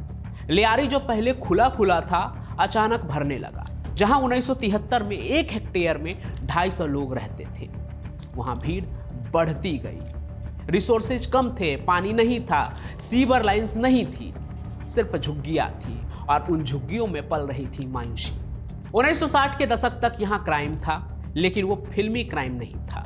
मतलब यहां छोटे मोटे गैंग्स थे, जैसे काला नाग। अब ये लोग करते क्या थे? जो गैंग्स थे छोटे मोटे, सिर्फ चरस बेचते थे, हैश, चाकू छुरी की लड़ाई होती थी, लोग एक दूसरे का लिहाज करते थे। वायलेंस जो था वो था तो, लेकिन कंट्रोल में था, क्योंकि तब तक बारूद लियारी में एंटर नहीं हुआ था। लेकिन फिर दुनिया के नक्शे पर एक ऐसी घटना हुई जिसने लियारी की किस्मत हमेशा हमेशा के लिए बदल दी। साल था 1979। पाकिस्तान के पड़ोस में अफगानिस्तान में सोवियत यूनियन ने हमला कर दिया और पाकिस्तान के अंदर जनरल जियाउल हक का राज था। अमेरिका और CIA ने पाकिस्तान को पैसा दिया ताकि वो अफगानिस्तान के मुजाहिदीन को सपोर्ट करे। लेकिन सवाल यह है कि इसका लियारी से क्या लेना देना? बहुत गहरा लेना देना है, क्योंकि इस वार ने पाकिस्तान में 2 चीजें भेजी। पहली क्लाशनिकोव यानी कि AK-47 और दूसरी हेरोइन। लियारी जो समंदर के किनारे था, वो ड्रग्स स्मगलिंग का सबसे बड़ा गेटवे बन गया। जो पश्तून रिफ्यूजीज आए थे वो अपने साथ ड्रग्स के नेटवर्क लेकर आए। देखते ही देखते लयारी की गलियों में जो लड़के पहले चाकू रखते थे अब उनके हाथों में ऑटोमेटिक वेपन आ गए। ऑथर अहमद राशिद अपनी किताब तालिबान में लिखते हैं 1979 में पाकिस्तान में हेरोइन एडिक्ट की तादाद थी 0, लेकिन 1980 के एंड तक यह तादाद 10 लाख यानी कि 1 मिलियन लोगों में बदल गई थी। और इस नशे का सबसे बड़ा शिकार बना लयारी का अनएम्प्लॉयड यूथ। यहां से गैंग्स का कॉर्पोरेट स्ट्रक्चर बनना शुरू हुआ, पैसा बोलने लगा, करोड़ों रुपए का ड्रग ट्रेड, और इस ट्रेड को कंट्रोल करने के लिए चाहिए थी पावर। यहां एंट्री होती है उन किरदारों की जो आगे चलकर कराची के गॉड फादर्स बनने वाले थे। हर क्राइम थ्रिलर में ना एक हीरो होता है और एक विलेन, लेकिन लयारी की कहानी में सब विलेन थे, बस कुछ लोगों ने हीरो का नकाब पहन रखा था। सबसे पहला नाम सरदार अब्दुल रहमान बलोच, जिसे दुनिया रहमान डकैत के नाम से जानती थी और अब तो और भी जानने लगी है। वही रहमान जिसे फिल्म धुरंधर ने असल जिंदगी से भी बड़ा बना दिया। खैर, हम अपने कहानी पर ही बने रहते हैं। रहमान कोई आम गुंडा नहीं था, वो अपने आप को लयारी का रॉबिन हुड मानता था। उसने वहां स्कूल्स बनाए, क्लिनिक्स चलाए, लोगों के लिए डिस्प्यूट सॉल्व किए। क्यों? क्योंकि वहां पुलिस नहीं थी, गवर्नमेंट नहीं थी। तो रहमान डकैत ने कहा, मैं ही पुलिस हूं, मैं ही कोर्ट हूं और मेरा ही फैसला आखिरी होगा। लयारी में वो कैसे राज करता था वो पूरी कहानी आप अलग से देख सकते हैं चैनल पर, जिसमें सब कुछ मैंने डिटेल में सिर्फ रहमान डकैत के बारे में बताया है। बाकी रहमान जो लयारी का रहनुमा बना बैठा था वो कैसे? अपने पैसों के बदौलत। लेकिन ये पैसा आ कहां से रहा था? एक्सटॉर्शन से, किडनैपिंग से और ड्रग्स से। एक रिपोर्ट के मुताबिक रहमान डकैत का गैंग महीने में 3 करोड़ रुपए सिर्फ एक्सटॉर्शन से कमाता था। लेकिन हर शेर को ललकारने के लिए एक दूसरा शेर पैदा होता है। रहमान के खिलाफ खड़ा हुआ अरशद पप्पू। पप्पू का बैकग्राउंड अलग था, वो हाजी लालूब का बेटा था। उसका कनेक्शन MQM के साथ जुड़ा हुआ था, जबकि रहमान डकैत को सपोर्ट मिल रही थी PPP यानी पाकिस्तान पीपल्स पार्टी से, भुट्टो की पार्टी। ये लड़ाई सिर्फ गैंगवार की नहीं थी, ये एक पॉलिटिकल प्रॉक्सी वॉर थी। कैसे? ये आप ध्यान से समझिए। इस गेम ऑफ थ्रोन्स से रहमान डकैत रिप्रेजेंट कर रहा था PAC यानी पीपल्स अमन कमेटी को, जो पाकिस्तान पीपल पार्टी का मसल पावर थी PPP का, और अरशद पप्पू रिप्रेजेंट कर रहा था MQM के इंटरेस्ट को। MQM आपको याद होगा, मैंने पहले चैनल पर एक कहानी सुनाई थी पाकिस्तान के एक पॉलिटिशियन की, अब्दुल करके उनका नाम है, तो आप वो कहानी भी चैनल पर देख सकते हैं। तो एक तरह से आप देखें तो ये पॉलिटिकल पार्टी के नुमाइंदे थे जो आपस में टकरा रहे थे, लेकिन इनकी दुश्मनी पर्सनल कब हुई, यानी कि अरशद पप्पू और रहमान डकैत की 2003 में, जब अरशद पप्पू ने रहमान के वालिद फैजू को मरवा दिया। बस उस दिन लयारी की सड़कों पर खून की होली शुरू हो गई। गैंग्स ने पूरे इलाके को बांट लिया जैसे वो उनके वालिद की जागीर हो। मतलब पप्पू ने रहमान से कहा, उनके लोगों से कहा, अगर तुम मेरे इलाके में दिखे तो गोली मार दूंगा। और दूसरी तरफ रहमान और उनके लोगों ने कहा पप्पू अरशद के लोगों से और उनको कि अगर तुम मेरे इलाके में दिखे तो किडनैप कर लेंगे और उसके बाद तो तुम समझ लो। कुछ इस तरह की उनके बीच राइवलरी शुरू हो गई। कुल मिलाकर लयारी एक जेल बन चुका था। लेकिन फिर कहानी में एंट्री हुई चौधरी असलम की, जो बहुत दिनों से रहमान डकैत की तलाश में था और कई बार उसे गिरफ्तार भी किया, लेकिन रहमान डकैत अपने पैसे और ताकत के दम पर छूट जाता था। लेकिन 2009 में एक इनकाउंटर होता है। पुलिस यानी कि चौधरी असलम रहमान डकैत को एक इनकाउंटर में गन डाउन कर देते हैं। लोगों को लगा शायद अब शांति होगी, लेकिन वो गलत थे। रहमान की मौत ने एक ऐसे इंसान को जन्म दिया जो रहमान से भी ज्यादा खतरनाक था, उजैर बलोच, रहमान का कजिन। आगे चलकर इसने PAC यानी कि वही पीपल्स अमन कमेटी की कमान को वो संभालता है और उसका वो सरताज बन जाता है। और इसने लयारी को एक नो गो एरिया बना दिया। फिर तो पुलिस स्टेशन के अंदर पुलिस वाले नहीं, उजैर के गुंडे बैठते थे। जज डर के मारे फैसला नहीं सुनाते थे। और फिर आया 2013, वो मंजर जो सुनकर आज भी लोगों की रूह कांप जाती है। लयारी जो है वो फुटबॉल के लिए मशहूर है ना। लोग कहते हैं कि यहाँ का टैलेंट ब्राजील जैसा है। लेकिन गैंग वार के उस दौर में अरशद पप्पू को पकड़ा गया और फिर लयारी के मैदान में एक ऐसा फुटबॉल खेला गया जिसे लोग आज भी नहीं भूले हैं। याद रखिएगा, आगे जो बताने जा रहा हूं ना कहानी, वो हो ना हो आप धुरंधर मूवी के दूसरे पार्ट में जरूर देखें। तो रिपोर्ट्स और आई विटनेस के मुताबिक उजैर बलोच ने न सिर्फ अरशद पप्पू को मारा रहमान डकैत का बदला लेने के लिए और अपना वर्चस्व बढ़ाने के लिए, बल्कि उसे मारने के बाद उसका सिर काट लिया और उसके कटे हुए सर के साथ जो तमाम गैंगस्टर्स थे उन्होंने फुटबॉल खेला। लियारी के जिस मैदान पे कभी फुटबॉल उड़ाया जाता था, उस दिन अरशद पप्पू का सिर उड़ाया जा रहा था। आप इमेजिन भी नहीं कर सकते हैं। सोचिए उस वहशियत को। ये इंसान नहीं बचे थे, ये हैवान बन चुके थे। हिंदुस्तान टाइम्स और कई मीडिया आउटलेट्स ने इस घटना को रिपोर्ट किया। एक मैसेज था कि लियारी में मर्सी नाम की कोई चीज नहीं बची है। आगे साल 2013 में ही कराची में लगभग 3251 लोगों का मर्डर हुआ। हर रोज 10 से 12 लाशें। समझ सकते हैं, ये कोई गैंगस्टर नहीं, आम लोग थे। लेबर्स, दुकानदार, स्टूडेंट, औरतें। बलोच वुमेन्स जो अपने घरों में कैद थी, उनकी जिंदगी नरक बन गई थी। यहां तक कि कैफी खलील जो आज एक बड़ा स्टार है, उसने अपना बचपन इसी खौफ में गुजारा। उनका गाना काना यारी ये कोई रोमांटिक सॉन्ग नहीं है दोस्तों, शायद वो लियारी के दर्द की ही चीख है। काना यारी गद्दारी यानी फ्रेंडशिप इज बेट्रेयल, क्योंकि जिन पॉलिटिशियन ने इन गैंग्स को बनाया उन्होंने ही लियारी को धोखा दिया। लेकिन सवाल यह है, पुलिस कहाँ थी, आर्मी कहाँ थी? फ्रेंच रिसर्चर लॉरेंट गेयर ने अपनी किताब में इसे कहा ऑर्डर डिसऑर्डर। इसका मतलब समझते हैं आप? मतलब ये केओस, ये हिंसा अनकंट्रोल्ड नहीं थी, इसे जानबूझकर मेंटेन किया जा रहा था। पाकिस्तान पीपल पार्टी को चाहिए थे वोट्स और कंट्रोल। लियारी उनका स्ट्रॉन्ग होल्ड था। उन्होंने उजैर बलोच को यूज किया ताकि MQM का जोर तोड़ा जा सके। बदले में उजैर बलोच को मिली फुल छूट, यानी एक्सटॉर्शन का लाइसेंस, लियारी में आतंक मचाने का लाइसेंस, लियारी में बेगुनाहों का खून बहाने का लाइसेंस। कराची पोर्ट से जो ट्रक निकलता उस पर भत्ता लगता था, टैक्स। ये पैसा गैंग से पास जाता और वहां से ऊपर पॉलिटिशियन की जेब में। जब तक पैसा आ रहा था, खून बहने दिया गया। लेकिन 2012-13 में इंटरनेशनल प्रेशर बढ़ गया। कराची दुनिया के मोस्ट डेंजरस सिटीज में नंबर 6 पर आ गया। बिजनेस खत्म हो रहा था। तब पॉलिटिशियन ने पलटी मारी। जिस उजैर बलोच को वो बेटा कहते थे, उससे अचानक टेररिस्ट घोषित कर दिया गया। सितंबर 2013 द कराची ऑपरेशन, रेंजर्स को फुल पावर दी गई। इस बार पुलिस नहीं, पैरामिलिट्री फोर्सेज उतरी मैदान में। गली गली सर्च ऑपरेशन हुआ।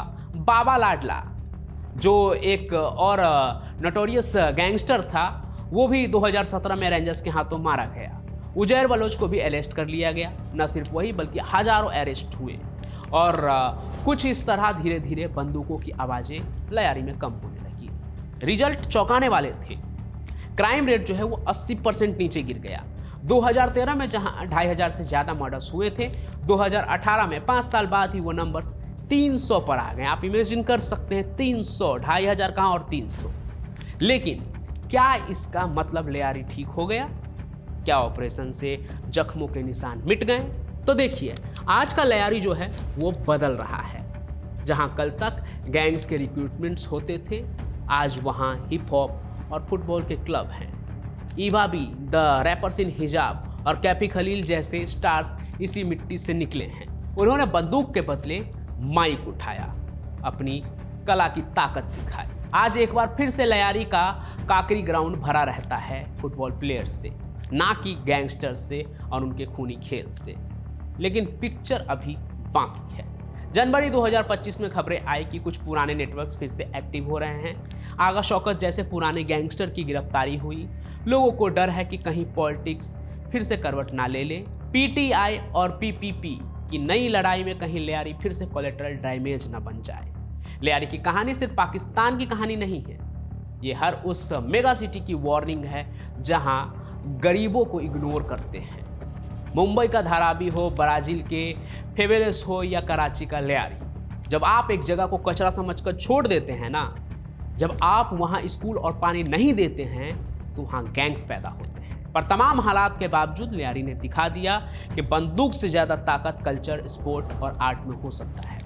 लेकिन शर्त वही है कि पाकिस्तान उन्हें दोबारा से पॉलिटिशियन का मोहरा ना बना दे, या कहीं लियारी वाले खुद से उनका मोहरा ना बन जाए।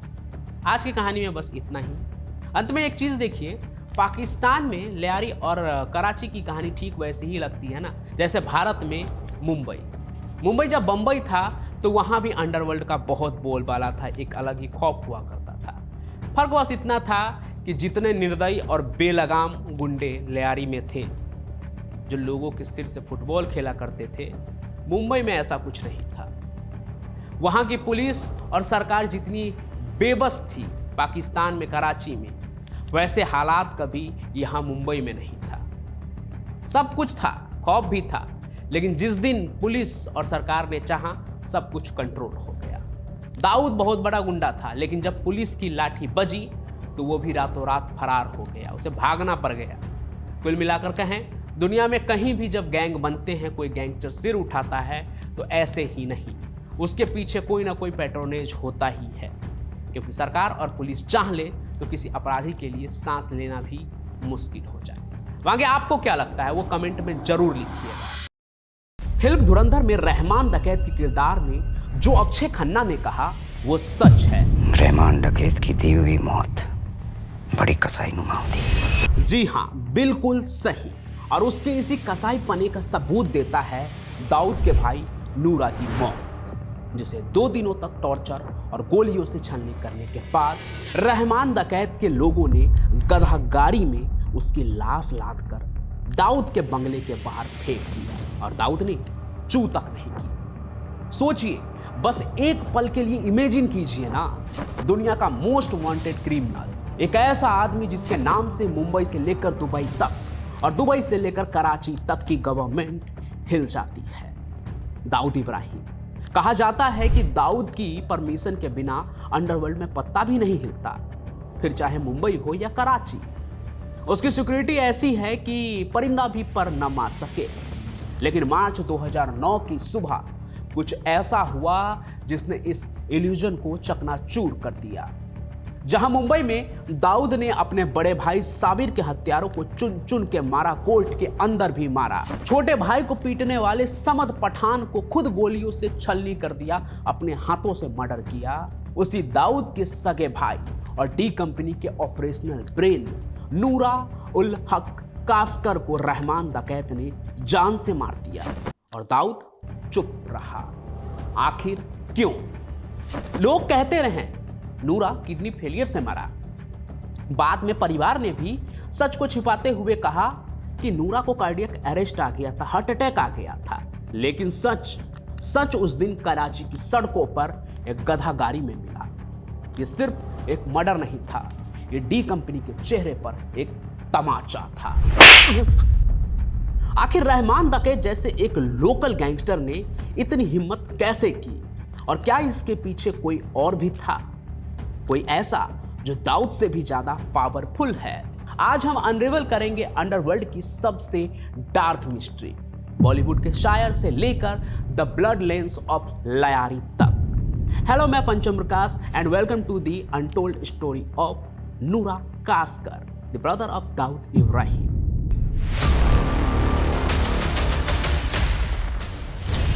इस कहानी को समझने के लिए हमें थोड़ा पीछे जाना पड़ेगा, क्योंकि नूरा की मौत की स्क्रिप्ट 2009 में नहीं बल्कि 1993 में ही लिखी जा चुकी थी। 1993 मुंबई ब्लास्ट के बाद दाऊद इब्राहिम इंडिया के लिए एनिमी नंबर 1 बन गया। डी कंपनी को रातों रात मुंबई छोड़कर दुबई और फिर कराची शिफ्ट होना पड़ा। ये वो दौर था जब दाऊद सिर्फ एक स्मगलर नहीं रहा था, वो एक जियोपॉलिटिकल एसेट बन चुका था। पाकिस्तान के आईएसआई ने डी कंपनी को कराची के पॉश एरिया क्लिंटन में पनाह दी। बड़े बड़े bungalows, bullet proof land cruiser और हाई लेवल सिक्योरिटी। लेकिन यहां एक ट्विस्ट था, कराची मुंबई नहीं था। मुंबई में दाऊद भाई था जिसे लोग रिस्पेक्ट और डर दोनों देते थे। लेकिन Karachi was a war zone. Karachi के 2 चेहरे थे, एक तरफ क्लिंटन जहां दाऊद और नूरा लग्जरी में रहते थे और भी कई बड़े अंडरवर्ल्ड के खिलाड़ी और सरकारी तबके के लोग, और दूसरी तरफ था लियारी कराची का वो हिस्सा जहां 40% लोग गरीबी रेखा के नीचे रहते हैं, जहां 70% यूथ इलिटरेट हैं, जहां बचपन खिलौने से नहीं बंदूकों से शुरू होता है। इसी लयारी के कचरे और गुस्से से निकला था एक शैतान, एक मसीहा लयारी का सरदार रहमान बलोच, जिसे सभी रहमान डकैत के नाम से जानते थे। रहमान डकैत कोई ऑर्डिनरी गुंडा नहीं था, और ये आप पिछले कई कहानियों में जान ही चुके हैं, जिसमें मैंने डिटेल में लयारी और रहमान डकैत के बारे में बताया, तो आप वो भी देख सकते हैं।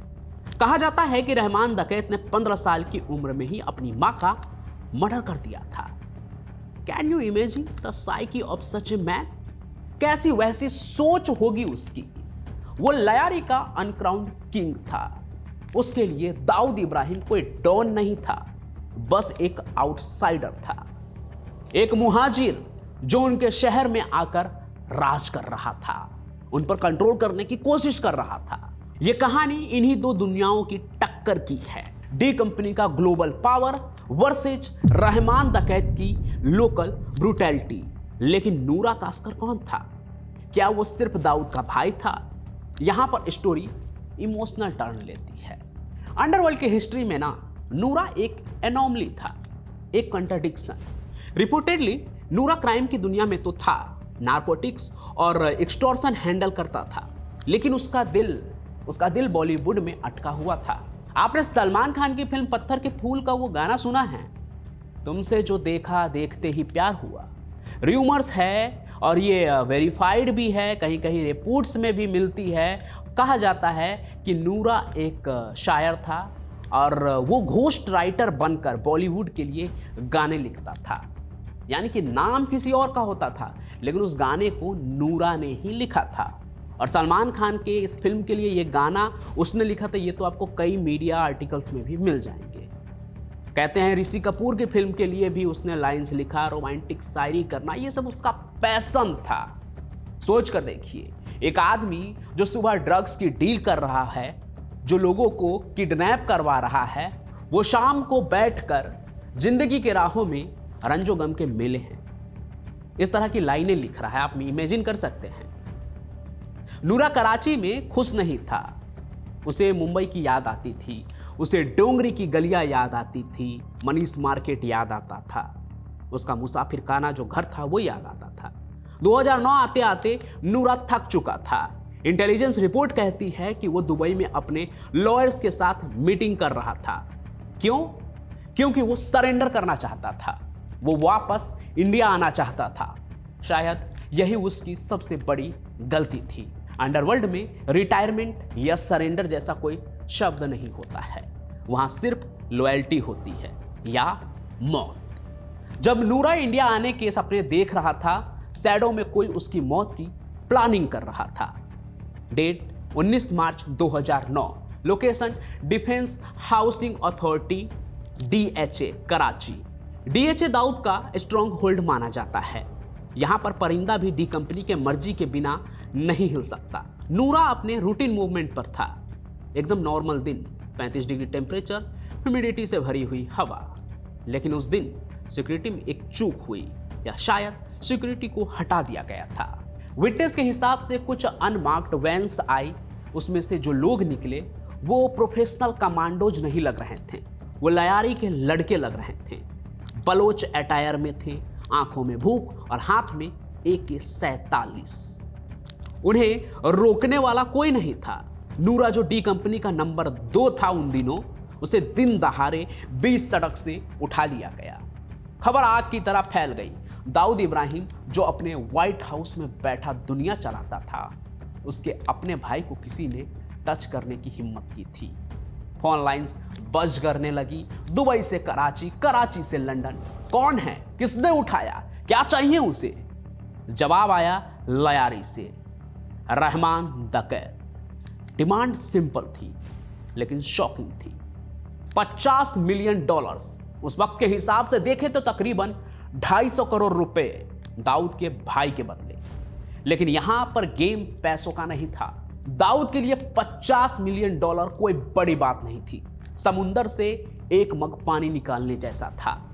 एक फोन कॉल पर हवाला से पैसा ट्रांसफर हो सकता था, तो फिर डील क्यों नहीं हुई? 48 घंटे यानी 2 दिन तक नूरा गायब रहा। इन 2 दिनों में क्या हुआ होगा? इंटेलिजेंस सोर्स और बाद में मिली फॉरेंसिक रिपोर्ट जो बताती है, वो सुनकर आपकी रूह कांप जाएगी।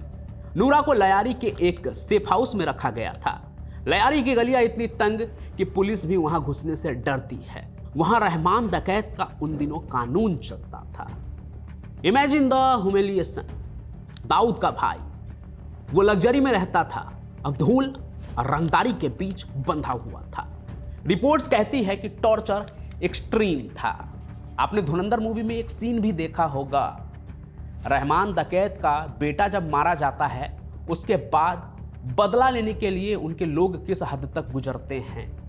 किसी को रोड पर घसीट के मारा जाता है, किसी को उबलते हुए पानी वाले कुकर में बंद कर दिया जाता है, किसी को बम से उड़ा दिया जाता है। तो असल जिंदगी में भी उनका टॉर्चर इसी एक्सट्रीम लेवल पर था और उनके बंधक में था दाऊद का भाई। तो सोचिए क्या मंजर रहा होगा। Iron rods, electric shocks, waterboarding. Rehman Dakait सिर्फ पैसा नहीं चाहता था, वो डी कंपनी को तोड़ना चाहता था। वो दाऊद को ये फील करवाना चाहता था कि तुम्हारे पैसे, तुम्हारी पावर यहां मेरे इलाके में बेकार है। हो गए तुम मुंबई के डॉन, ये लयारी है, ये कराची है। लेकिन एक थ्योरी ये भी कहती है कि टॉर्चर सिर्फ क्रुएल्टी के लिए नहीं था, बल्कि इंफॉर्मेशन के लिए भी था। क्या नूरा से कुछ उगलवाया जा रहा था? याद रखिए, नूरा वापस इंडिया आने की सोच रहा था। अगर वो इंडिया चला जाता तो 1993 ब्लास्ट के राज खुल जाते, आईएसआई के कनेक्शन एक्सपोज हो जाते। क्या रहमान डकैत के कंधे पर बंदूक रखकर कोई और निशाना लगा रहा था? इन 48 घंटों में दाऊद ने पूरी ताकत लगा दी होगी। सोचिए ना जरा, दाऊद इब्राहिम जो अपने भाई को पीटने पे भी किसी को मार देता था, उसका भाई किडनैप हो गया था, 48 घंटे से गायब था, तो उसने क्या कुछ नहीं किया होगा। पर्दे के पीछे की कहानी मालूम नहीं, लेकिन उसके शख्सियत को देखकर अंदाजा तो लगाया ही जा सकता है। लेकिन लयारी भी एक ब्लैक होल था, वहां से कोई सिग्नल बाहर आ ही नहीं रहा था। नेगोशिएशन फेल हो चुकी थी, पर शायद नेगोशिएशन तो कभी थी ही नहीं ना। रहमान डकैत का तो मैसेज क्लियर था। फिर 31 मार्च 2009 की सुबह होने वाली थी। फर्ज की अजान के आसपास एक गधा गाड़ी क्लिंटन के पॉश एरिया की तरफ बढ़ रही थी। दाऊद के घर से मुश्किल से 200 या 300 मीटर दूर गाड़ी रुकती है। गधा भी शांत हो जाता है। उसमें से कुछ फेंका जाता है बाहर। लोग पास आते हैं, कपड़ा हटाते हैं। वो नूरा था, लेकिन वो नूरा लग नहीं रहा था। 7 गोलियां देखकर ऐसा लग रहा था कि पॉइंट ब्लैंक रेंज से गोलियां मारी गई है, सीधे सर में। बॉडी पर टॉर्चर के निशान और गधे गाड़ी में लाश भेजना एक तरह से रहमान डकैत का ही ट्रेडमार्क था, उसकी हैवानियत थी। और अंडरवर्ल्ड की दुनिया में इससे बड़ा इंसल्ट क्या होता। रहमान डकैत ने मैसेज दिया था कि तुम्हारी औकात मेरे लिए कूड़ा बराबर है और गधे गाड़ी में भरकर तुम्हें भेज सकता। दाऊद इब्राहिम जिसके नाम से लोग कांपते थे, वो अपने भाई को बचा नहीं पाया। और उससे भी बुरी बात, उसे छुपाने की कोशिश हुई। मीडिया में खबर आई, नूरा Kaskar died of massive cardiac arrest. फिर कहा गया किडनी फेलियर। भाई का जनाजा हुआ, लेकिन उसमें कहते हैं दाऊद नहीं आया। क्यों? डर या शर्म? सोचा है आपने? अपने ही भाई के जनाजे में न जाना, ये उस डॉन की बेबसी थी या कोई डर या कुछ और? इंडियन इंटेलिजेंस एजेंसीज और जर्नलिस्ट ने जब ऑटोप्सी रिपोर्ट्स और लोकल सोर्सेज को खंगाला, तब सच बाहर आया कि नूरा की मौत नेचुरल नहीं था। वो झूठ था जो 15 दिन तक भी नहीं टिक पाया। अब आते हैं उस सवाल पर जो आज तक एनालिस्ट को परेशान करता है। क्यों रहमान डकैत ने अपनी मौत को दावत क्यों दी? दाऊद को छूना ये कोई छोटी मोटी बात थी नहीं, भले ही वो कराची क्यों ना हो, क्योंकि उसे आईएसआई का पूरा सपोर्ट था। आईएसआई जिसके सामने हर छोटे मोटे गैंगस्टर पाकिस्तान में घुटने टेकते हैं। मतलब अगर रहमान डकैत ने इतनी बड़ी हिम्मत की है तो क्या ये सिर्फ गैंगवार थी? यहां 2 थ्योरीज है और दोनों ही हॉरिफाइंग है। Theory number 1, the turf war and ego. Karachi में डी कंपनी रियल एस्टेट में घुस रही थी। नूरा कंस्ट्रक्शन प्रोजेक्ट्स हैंडल कर रहा था। लयारी के लोग जो पहले से गरीब हैं, उन्हें लग रहा था कि डी कंपनी उनकी जमीन हड़प रही है। रहमान डकैत, जो खुद को बलोच नेशनलिस्ट कहता था, उसने इसे पर्सनल इंसल्ट लिया। डी कंपनी ने रहमान के दुश्मन शहंशाह, जो अरशद पप्पू गैंग का ही था कोई, उसे सपोर्ट करना शुरू कर दिया। कहा जाता है कि नूरा ने डी कंपनी की तरफ से शहंशाह को सीक्रेट इंटेल दी थी रहमान को मरवाने के लिए, और रहमान को यह बात पता चल गया। उसके बाद यही हुआ कि before you kill me I will kill your heart. यह बदला था प्योर एंड सिंपल, जिसमें रहमान डकैत ने खुद पर बात मानी तो उसने उस बात को ही खत्म कर दिया। Theory number 2, the ISI master stroke. यह थ्योरी ज्यादा डार्क है, लेकिन जियोपॉलिटिकल एक्सपर्ट इस पर ज्यादा बिलीव करते हैं। याद है मैंने बताया था नूरा इंडिया वापस आना चाहता था। अगर दाऊद का भाई इंडियन एजेंसीज के हाथ लग जाता तो पाकिस्तान का स्टेट स्पॉन्सर ऑफ टेरर वाला जो चेहरा है वो दुनिया के सामने नंगा हो जाता। 1993 ब्लास्ट के प्रूफ, ISI की फंडिंग जनरल्स के नाम सब बाहर आ जाता। Noora was a loose end, a liability. ISI खुद दाऊद के भाई को नहीं मार सकती थी, क्योंकि दाऊद से भी जो लॉयल्टी थी वो शिफ्ट हो जाती तो दिक्कत होती कि दाऊद के भाई को मार देती सीधे सीधे, तो दाऊद तो खफा हो जाता। तो उन्होंने क्या किया, उन्होंने सिंपल एक फॉर्मूला अपनाया, use a thorn to remove a thorn. उन्होंने रहमान डकैत को यूज किया।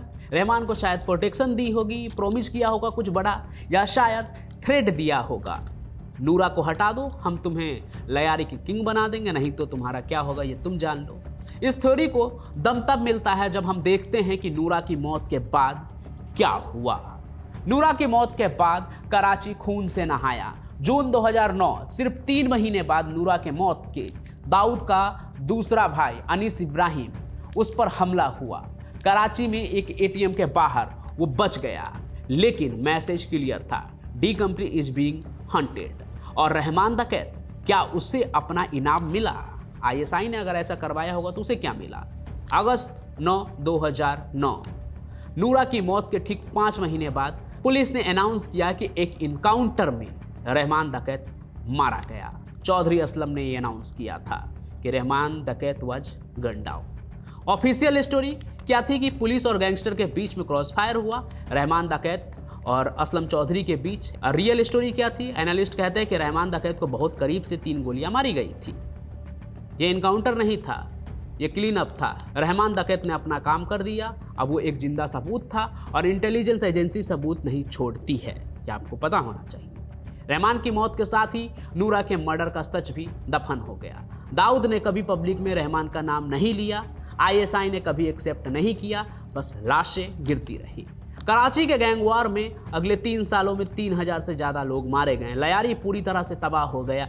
एक तरफ नूरा की एम्बिशन थी इंडिया जाने की, दूसरी तरफ रहमान की एम्बिशन थी लयारी का किंग बनने की, और दोनों ही मारे गए। आज 2025 में जब हम फिल्म धुरंधर देखते हैं तो हमें एक्शन थ्रिल दिखता है, लेकिन हकीकत फिल्म से कई ज़्यादा डरावनी होती है, खास करके क्राइम की दुनिया में। रहमान डकैत की पूरी जिंदगी भी कई थ्योरीज पर है। एनकाउंटर हुआ या जानबूझकर मारा गया, चौधरी असलम ने अपनी दुश्मनी पूरी की, या फिर ISI ने यूज किया, या फिर किसी और ने। फिल्म में आपको रहमान एक दमदार विलन के रूप में दिख रहा है, लेकिन असल जिंदगी की कहानी उससे भी खतरनाक और उलझी हुई है। हम कोशिश कर रहे हैं कि हर एंगल से कहानी आप तक पहुंचाएं, जिसमें से आज एक दाऊद और उसके भाई से जुड़ा हुआ एंगल था कि रहमान डकैत की क्रूरता, उसकी हैवानियत, उसका कौन कौन सा कांड बड़ा था और उसकी मौत कैसे हुई। रहमान डकैत के मौत पर बहुत विवाद है कि उसकी मौत बताया तो ऑफिशियली यही जाता है कि एनकाउंटर है, लेकिन उस एनकाउंटर के पीछे की कहानी क्या है। फिल्म में आपने देखा कि एक पॉलिटिशियन है, वो रहमान डकैत को मरवाना चाहता है। एक एंगल आपने ये भी देखा फिल्म में कि खुद रणवीर सिंह ही पहुंच चुके हैं हमजा के किरदार में, जो इंडिया की तरफ से लयारी में कराची के जो गैंग्स हैं उनको तोड़ रहे हैं, उनको मार रहे हैं। उसके अलावा भी कई कहानी है, कहीं ISI की थ्योरीज है, कहीं खुद दाऊद का थ्योरी है, कहीं कुछ और है। तो ऐसे कई एंगल है। हालांकि जो लोग लयारी से देख रहे हैं, जो लोग कराची से भी देख रहे हैं, इन दिनों काफ़ी लोग वहाँ से भी देख रहे हैं, उनके सामने क्या कहानी है, उनके अपने लोकल्स में क्या कहानी चलती है, इन सभी चीज़ों को लेकर वो भी आप यहाँ कमेंट में ज़रूर बताएं, ताकि और भी लोग जो ये कहानी देख रहे हैं उनको भी कुछ चीज़ें पता चले कि वहाँ लोकल्स में क्या बात चलती है। तो आप वो कमेंट में लिख सकते हैं, क्योंकि दोस्तों क्राइम की दुनिया बाहर से बहुत ग्लैमरस लगती है, भाई कहलाना, पावर, पैसा, लेकिन नूरा कास्कर की कहानी हमें ये सिखाती है कि इस दुनिया का एग्जिट डोर सिर्फ 2 जगह खुलता है, जेल या कब्र। और कब्र वाला तो फिर आप उससे कभी बाहर ही नहीं आते हैं। और कभी कभी एग्जिट डोर एक गधा गाड़ी होती है जो आपकी पूरी लेगेसी को मिट्टी में मिला देती है। दिसंबर 2025 पूरे साल का सबसे बड़ा सिनेमैटिक इवेंट धुरंधर। थिएटर में तालियां बज रही है, रणवीर सिंह स्क्रीन पर दौड़ लगा रहे हैं, गोलियां चल रही हैं। एक हीरोइक एजेंट एक पाकिस्तानी मास्टरमाइंड को रोकने की कोशिश कर रहा है। रहमान डकैत के किरदार में अक्षय खन्ना भी बड़े पर्दे पर भौकाल काट रहे हैं। पब्लिक भी एक्शन थ्रिल को एकदम फील कर रही है, क्योंकि everyone loves a hero who saves the country, है ना? हम लोगों के पटाखे खत्म हो गए तो मैं धमाका शुरू करूं। इसलिए आज हम बात करेंगे फिल्म की कहानी से दूर उस असली स्कैंडल की जो धुरंधर मूवी का रॉ मटेरियल है। यानी देश का असली दुश्मन पाकिस्तानी नहीं, बल्कि वो लोग हैं जो भारत में बैठकर उनकी मदद करते हैं, जो खाते हैं हिंदुस्तान का और चुपके से धीमी आवाज में राग पाकिस्तान का गाते हैं। सोचिए, अगर मैं आपसे कहूं कि जो आपने स्क्रीन पर देखा वो सिर्फ एक कंफर्टिंग झूठ है और सच्चाई उस स्क्रीन के पीछे नहीं, बल्कि दिल्ली के पार्लियामेंट के नॉर्थ ब्लॉक की उन ठंडी शांत दीवारों के पीछे दबी हुई है, जहां सब चंगा सी नजर आती है। क्योंकि वहां कोई गन फाइट नहीं हुई, वहां कोई चीज सीक्वेंस नहीं हुआ, वहां सिर्फ पेपर वर्क हुआ। एक सिग्नेचर, एक अप्रूवल और देश के दरवाजे दुश्मन के लिए खुल गए। जी हां, फिल्म में दिखाए गए उस नकली नोट की असली कहानी का ही नाम है द डेलारू फेक करेंसी स्कैंडल। ये कहानी किसी टेररिस्ट की नहीं है जो बॉर्डर पार से आया। ये कहानी उन सूट बूट वालों की है जिन्होंने एसी रूम और बोर्ड रूम में बैठकर फैसले लिए, ऐसे फैसले जिनकी कीमत हमने मुंबई 26/11 और कश्मीर की घाटियों में चुकाई है और आज भी चुका रहे हैं। क्योंकि कभी कभी जरूरी नहीं कि देश को बेचने वालों के हाथों में सिर्फ बंदूक हो, कभी कभी सिर्फ एक पेन भी काफी होता है देश को खोखला करने के लिए। हेलो एवरीवन, मैं Pancham Prakash and welcome to the dark side of the Indian economy. इस कहानी के रूट्स फिल्म के टाइमलाइन के मुताबिक 2004 में नहीं, बल्कि 1947 के पार्टीशन के वक्त तक जाती है। इमेजिन करिए उस केओस को। देश बट रहा था, जमीन बट रही थी, लेकिन एक चीज थी जो दोनों देशों को जोड़ रही थी, और वो थी करेंसी प्रिंटिंग टेक्नोलॉजी। डेलारू एक ब्रिटिश कंपनी। अंग्रेज चले गए लेकिन अपनी बिजनेस लेगेसी छोड़ गए। 1949 में इसी डेलारू कंपनी ने पाकिस्तान के स्टेट बैंक के साथ प्रिंटिंग पार्टनरशिप शुरू की। नोट करिएगा इस पॉइंट को, पाकिस्तान के साथ पार्टनरशिप।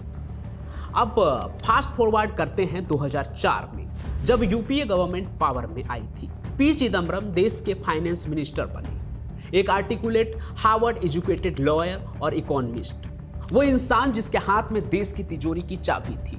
उस वक्त इंडिया में FICN यानी फेक इंडियन करेंसी नोट्स की प्रॉब्लम शुरू हो चुकी थी। मार्केट्स में नकली नोट आ रहे थे, लेकिन वो पकड़े जाते थे क्योंकि उनकी क्वालिटी खराब थी। सरकार को लगा कि हमें अपनी करेंसी को हाईटेक बनाना होगा।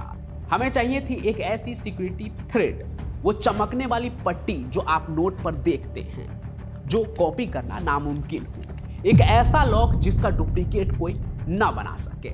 लेकिन यहां शुरू होता है वो खेल जो CBI की फाइल में आज भी दर्ज है। जुलाई 2004 फाइनेंस मिनिस्टर ने फैसला किया कि हम कॉन्ट्रैक्ट डेलारू को देंगे। लेकिन नॉर्मल प्रोसेस क्या होता है किसी भी कॉन्ट्रैक्ट के लिए? टेंडर निकालो, कंपटीशन कराओ, बेस्ट कंपनी चूज करो, है ना? यही होता है ना, राइट ना? लेकिन यहाँ एक्सक्लूसिविटी दी गई, मतलब मोनोपोली। कहा गया कि डेलारू के पास कोई जादुई टेक्नोलॉजी है जो दुनिया में किसी के पास नहीं है। सुनने में लॉजिकल लगता है ना? देश की सुरक्षा के लिए बेस्ट टेक्नोलॉजी। लेकिन CBI की इन्वेस्टिगेशन जो जनवरी 2023 में शुरू हुई वो कुछ और ही कहती है। फाइल्स बताती है कि ये डिसीजन अर्जेंसी के नाम पर लिया गया था, बिना प्रॉपर वेटिंग के। वेटिंग इज ए प्रोसेस जहां चुपचाप आपका पूरा पास्ट खंगाला जाता है।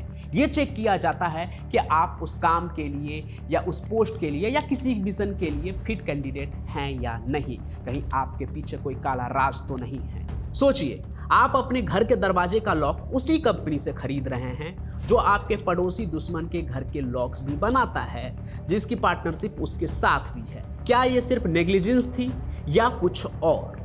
अब थोड़ा और गहराई में चलते हैं। जब आप करोड़ों रुपए का कॉन्ट्रैक्ट किसी फॉरेन कंपनी को देते हैं तो आप चेक करते हैं ना कि उनका प्रोडक्ट जेन्युइन है या नहीं। डेलारू ने क्लेम किया कि उनकी सिक्योरिटी थ्रेड टेक्नोलॉजी जो है वो पेटेंटेड है, मतलब उसका कॉपीराइट उनके पास है और कोई उसे कॉपी नहीं कर सकता है। इसी बेस पर उन्हें कॉन्ट्रैक्ट मिला। लेकिन ये सदी का सबसे बड़ा झूठ था।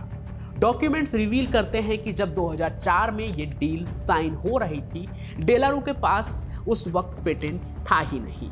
उन्होंने सिर्फ एप्लीकेशन फाइल की थी। पेटेंट ग्रांट हुआ सालों बाद 2011 में। मतलब समझ रहे हैं आप, इंडिया की सरकार ने, हमारे फाइनेंस मिनिस्टर्स के ऑफिशियल्स ने एक ऐसी चीज के लिए मोनोपोली दे दी जो एग्जिस्ट ही नहीं करती थी लीगल टर्म्स में।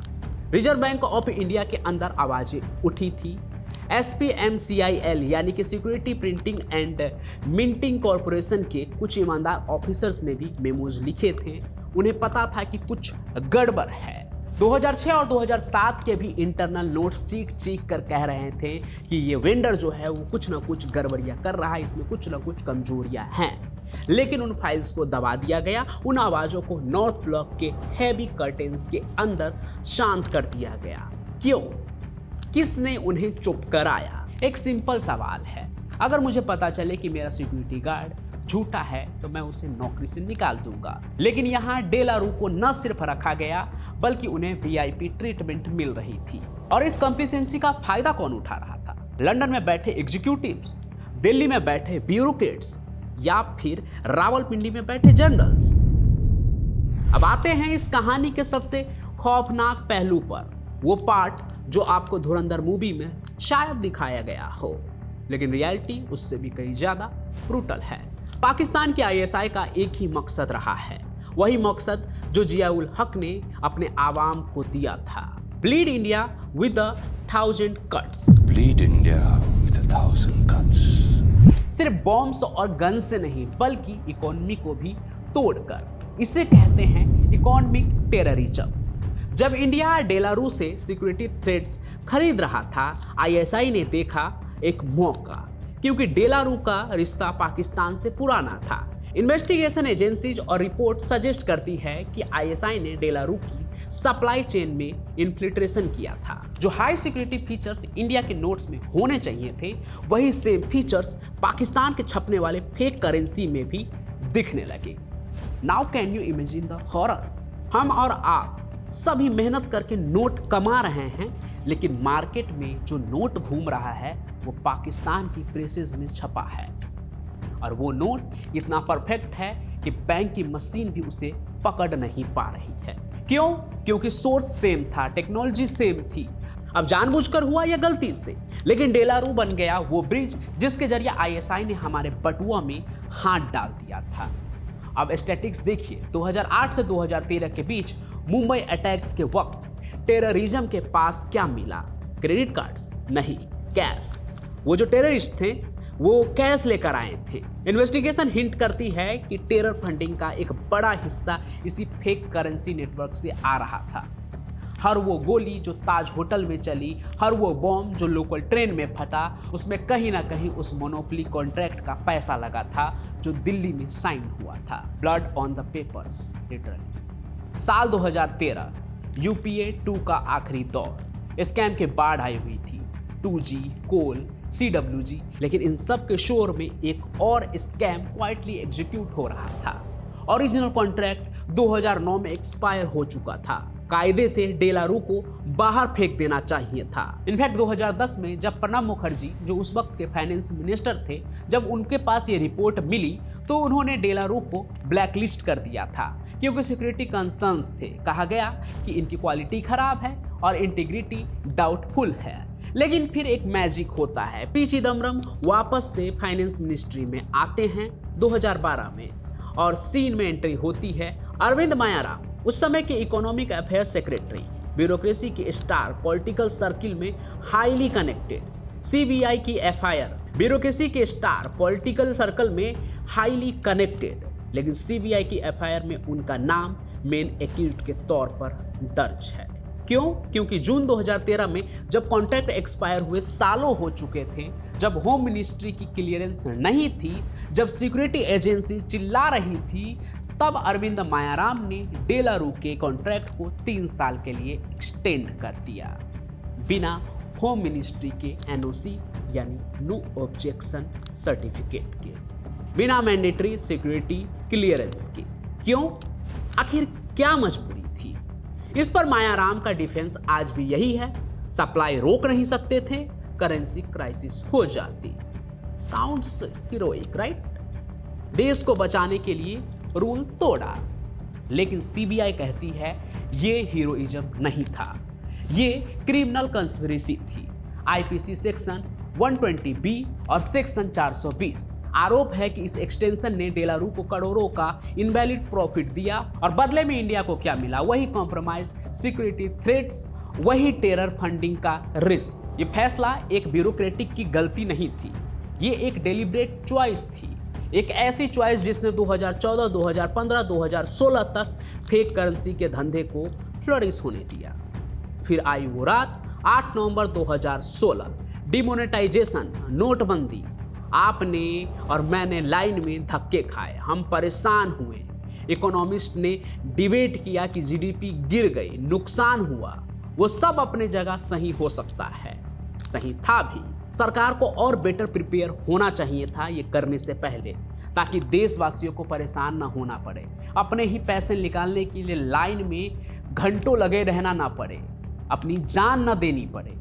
इंटरनली हमारा अधिकार है सरकार से सवाल करना और उनकी गलती दिखाना, लेकिन नेशनल सिक्योरिटी के लेंस से देखिए तो रातों रात पाकिस्तान की प्रेसेस में छपा हुआ अरबों रुपए का फेक करेंसी रद्दी बन गया और नेटवर्क की कमर टूट गई जो डेलारू की कमजोरियों पर चल रहा था। डाटा झूठ नहीं बोलता। डिमोनेटाइजेशन के बाद कश्मीर में पत्थरबाजी कम हुई, टेरर फंडिंग के चैनल सूख गए क्योंकि उनके पास जो स्टॉक था वो अब बेकार था, और इन सभी के पीछे जो शख्स था वो भी कहीं गुम हो गया। वो कहानी क्या है खनानी ब्रदर्स की, वो भी मैं अगले एपिसोड में आपको सुनाऊंगा। फिलहाल अभी कहानी में आगे बढ़ते हैं। लेकिन इन सभी चीज़ों के बाद जो भी हमने कहानी में आपको बताया, यहाँ सवाल ये है कि क्या हमें नोटबंदी की ज़रूरत पड़ती अगर हमारे दरवाजे पहले से मजबूत होते? अगर 2004-2013 में वो कॉन्ट्रैक्ट साइन ना होते तो शायद 2016 में देश को लाइन में न लगना पड़ता। ये सफरिंग उस करप्शन का साइड इफेक्ट थी। सालों तक चुप्पी रही, लेकिन क्राइम की एक आदत होती है, कभी न कभी सरफेस पर आ जाता है। जनवरी 2023 सीबीआई ने अचानक रेड शुरू की। दिल्ली, जयपुर, अरविंद मायाराम के ठिकानों पर छापे पड़े, एफआईआर दर्ज हुई। पहली बार ऑफिशियल डॉक्यूमेंट्स में लिखा गया कि एक साजिश हुई थी। सीबीआई ने कहा पी चिदम्बरम और अरविंद मायाराम के डिसीजंस ने नेशनल सिक्योरिटी के साथ खिलवाड़ किया है। चार्जेस सीरियस थे, करप्शन, चीटिंग, क्रिमिनल कंस्पिरेसी। लेकिन आज हम कहां खड़े हैं? क्या हुआ उस केस में? आज हम उस मोड़ पर खड़े हैं जहां से एक नए साल की शुरुआत होने वाली है। एफआईआर हुए भी कई साल हो गए, लेकिन क्या कोई जेल गया? क्या किसी बड़े नेता को सजा हुई? नहीं। इन्वेस्टिगेशन ऑनगोइंग है। ये वो शब्द है इंडिया में जो जस्टिस को ज़्यादा से ज़्यादा डिले करता है। जांच चल रही है। पॉलिटिकली बीजेपी इसे कांग्रेस का सबसे बड़ा स्कैम कहती है, कांग्रेस इससे पॉलिटिकल वेंडेटा कहती है, और हम बस धुरंधर मूवी देखकर खुश हो रहे हैं कि देखो भाई ये हुआ था देश में। देखिए, कई लोग कहेंगे कि कांग्रेस के बारे में ही क्यों बोल रहे हो, बीजेपी के बारे में भी बताओ, उन्होंने भी बहुत स्कैम किए हैं, ये बताओ वो बताओ। तो समझिए, बात कांग्रेस या बीजेपी की नहीं है, ये सब पॉलिटिकल ब्लेम गेम है जो पॉलिटिशियन ही करे तो अच्छा है, जो समय आने पर सबका खुलता है, फिर चाहे वो किसी भी पार्टी का हो। अभी मौजूदा माहौल में सभी धुरंधर देख रहे हैं। उस फिल्म में कई ऐसे इवेंट्स, कई ऐसे कैरेक्टर्स दिखाए जिसकी कहानियों पर बातचीत करना जरूरी है, उसके पीछे की कहानी क्या है वो भी बताना जरूरी है। इसलिए उससे जुड़ी एक कहानी थी जो मैंने सोचा कि वो आपको बताऊं। जो फिल्म में एक पार्ट में आप देखेंगे कि फेक करेंसी को लेकर काफ़ी कुछ दिखाया गया, तो उसकी असली कहानी क्या है मैंने सोचा आपको बताऊं। और आपको ये भी बता दूं कि डेलारू आज भी एग्जिस्ट करती है, उसके एग्जीक्यूटिव्स आज भी बिजनेस कर रहे हैं। अरविंद मायाराम आज भी इंटरव्यू देते हैं, अपने आप को इनोसेंट बताते हैं, और ये उनका हक भी है। जब तक कोर्ट में उन्हें दोषी करार नहीं दिया जाता है तब तक वो निर्दोष ही हैं कानून की नज़र में। पी चिदम्बरम आज भी कॉलम्स लिखते हैं, हालांकि इन तमाम आरोपों से वो इनकार करते हैं। उनके परिवार वाले भी इसे बेबुनियाद बताते हैं, वही बातें जिनसे उनका तार इस स्कैंडल से जोड़ा जाता है। लेकिन वो 50 करोड़ से ज़्यादा फेक नोट जो हर साल पकड़े जाते थे, वो इनोसेंट लोग जो टेरर अटैक्स में मारे गए, उनका हिसाब कौन देगा? मैं अभी भी यही कहूंगा, मामला बीजेपी या कांग्रेस का नहीं है, देश का है। क्योंकि अगर आप डेलारू को ये कहकर टालेंगे कि अरे ये तो कांग्रेस के टाइम में हुआ था, ये तो वो लोग करते थे, तो जरा इस हेडलाइन को भी पढ़िए। इंडियन एक्सप्रेस का ये हेडलाइन है, 2024 से 25 में 500 रुपए के नकली नोटों में 37% की बढ़ोतरी हुई है। और ये पुराने नोट नहीं है, ये नए नोट जो छपे हैं वो हैं। तो अब आप इसके लिए किसे जिम्मेदार मानेंगे? मौजूदा सरकार में बैठे किसी मंत्री को? बेशक अकाउंटेबिलिटी तो उनकी ही है, जवाबदेही उनकी है कि ये क्यों हो रहा है, इसका जवाब वही देंगे।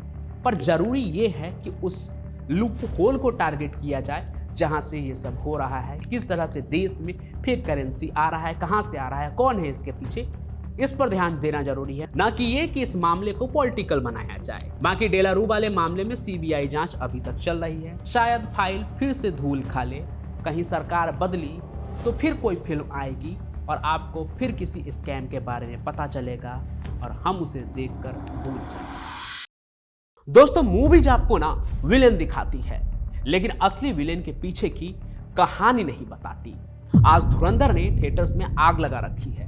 एक्शन, थ्रिल, सस्पेंस और वो इलीगल पैसे का एक अनसीन वर्ल्ड। लोग थिएटर से बाहर निकलकर बोल रहे हैं, बात कर रहे हैं, यार क्या स्टोरी थी, डायरेक्टर ने तो पूरा सच दिखा दिया। अंडरवर्ल्ड, आईएसआई, फेक करेंसी, सब कुछ बस दाऊद रह गया। लेकिन अगर मैं आपसे कहूं कि वो मूवी बस एक ट्रेलर था, अगर मैं आपसे कहूं कि पर्दे पर जो आपने देखा वो उस असली कहानी का 10% भी नहीं है जो रियलिटी में हुई थी, क्योंकि ये कहानी किसी फिल्मी विलेन की नहीं है, ये कहानी है खनानी ब्रदर्स की, अल्ताफ और जावेद खनानी की, जिसे आपने फिल्म धुरंधर में भी देखा होगा। वही जो रहमान डकैत को इलियास कश्मीरी से मिलवाता है, वही खनानी ब्रदर्स जो असल जिंदगी में दाऊद के साथ मिलकर फेक करेंसी का पूरा कार्टेल चलाता था। इमेजिन कीजिए एक ऐसा एम्पायर जो बैंक के बिना $40 बिलियन, जी हां 40 करोड़ नहीं, $40 बिलियन इधर से उधर कर देता था, लाखों करोड़ रुपए। एक ऐसा नेटवर्क जो न्यूयॉर्क की हाई राइज बिल्डिंग से लेकर मुंबई की सड़कों तक और दुबई के शेख से लेकर अफगानिस्तान के टेरर कैंप तक फैला हुआ था।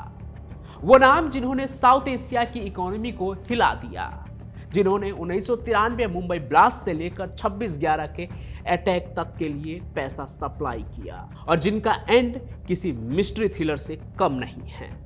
आज हम उस शैडो वर्ल्ड का दरवाजा खोलेंगे जिसे हवाला कहते हैं।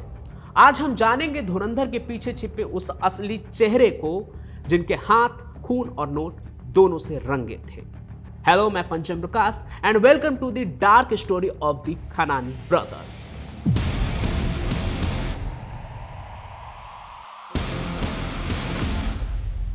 इस कहानी की शुरुआत किसी फैंसी ऑफिस में नहीं, बल्कि 1947 के उस दर्दनाक दौर में होती है जब इंडिया और पाकिस्तान का बंटवारा हो रहा था। पार्टीशन सिर्फ जमीन का नहीं था, दो दिलों और बिजनेसेस का भी बंटवारा था। गुजरात के मेमन कम्युनिटी के ट्रेडर्स जो सदियों से बिजनेस में माहिर थे, वो सब कुछ छोड़कर कराची पाकिस्तान पहुंचे। उनमें से एक परिवार था खनानी फैमिली। इमेजिन कीजिए उस वक्त का कराची, रेफ्यूजी कैंप की भीड़, नए देश में सर्वाइवल की जंग और जेब में फूटी कौड़ी भी नहीं। इस केओस में 1961 में जन्म होता है दो जुड़वा भाई का, अल्ताफ और जावेद। इनके पिता अब्दुल सत्तार खनानी कोई बिजनेस टाइकून नहीं थे। वो कराची के बोल्टन मार्केट में सड़क किनारे बैठकर करेंसी बदलने का काम करते थे।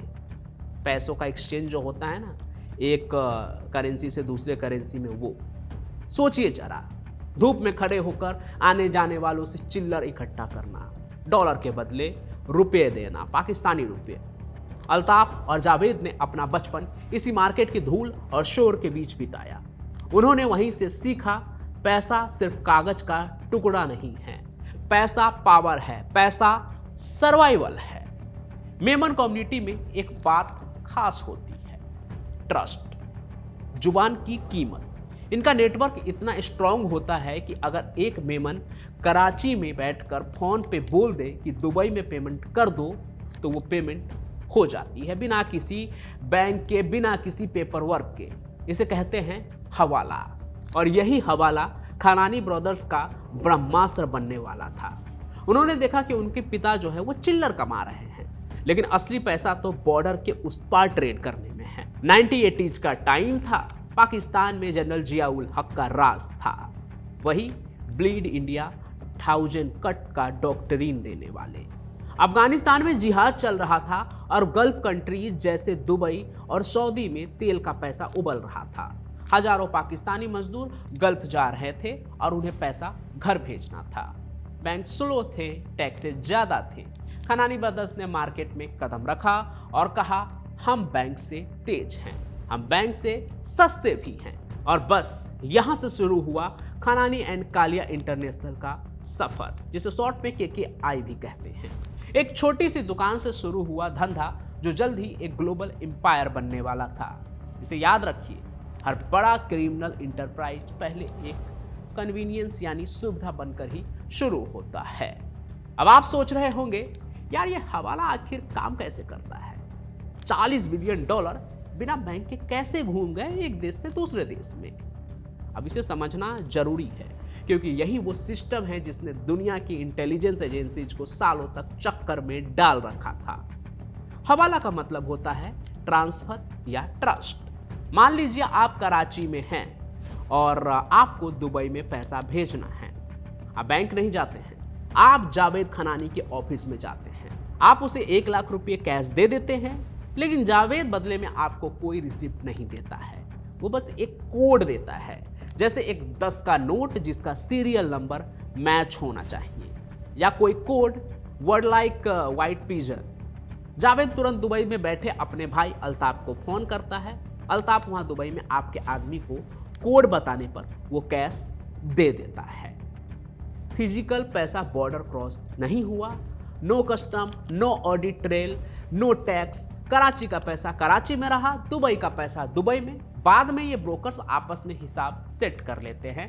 बदले में उनका कोई पैसा अगर कराची में घुमाना हो तो वो इधर घुमा देते हैं। और कभी कभी ये पैसा गोल्ड स्मगलिंग के जरिए, तो कभी इंपोर्ट एक्सपोर्ट इन्वॉल्व्स को मैनिपुलेट करके भी घुमाया जाता है। खनानी ब्रदर्स ने इस सदियों पुराने सिस्टम को कॉरपोरेट बना दिया। उन्होंने खनानी एंड कालिया इंटरनेशनल को 1992 में ऑफिशियली लॉन्च किया। 100 से ज्यादा ब्रांचेज, फ्रेंचाइजी पूरे दुनिया में खोले गए। टोरंटो, न्यूयॉर्क, लंदन, दुबई, सब जगह जहां वो खोल सकते थे। देखने में वो एकदम लेजिमेट मनी एक्सचेंज कंपनी की तरह थे। सूट पहने हुए एम्प्लॉइज, कंप्यूटर्स, ग्लास ऑफिस, सब कुछ बिल्कुल कॉरपोरेट स्टाइल। लेकिन पर्दे के पीछे चल रही थी एक अलग दुनिया। Option A, option B ledger. Clean पैसा व्हाइट लेजर में और ड्रग कार्टेल और टेररिस्ट का पैसा ब्लैक लेजर में। बाय लेट 90s ये लोग पाकिस्तान के फॉरेन एक्सचेंज का 40% कंट्रोल कर रहे थे। सोचिए, एक प्राइवेट कंपनी एक पूरे देश की इकोनॉमी का 40% कंट्रोल कर रही थी।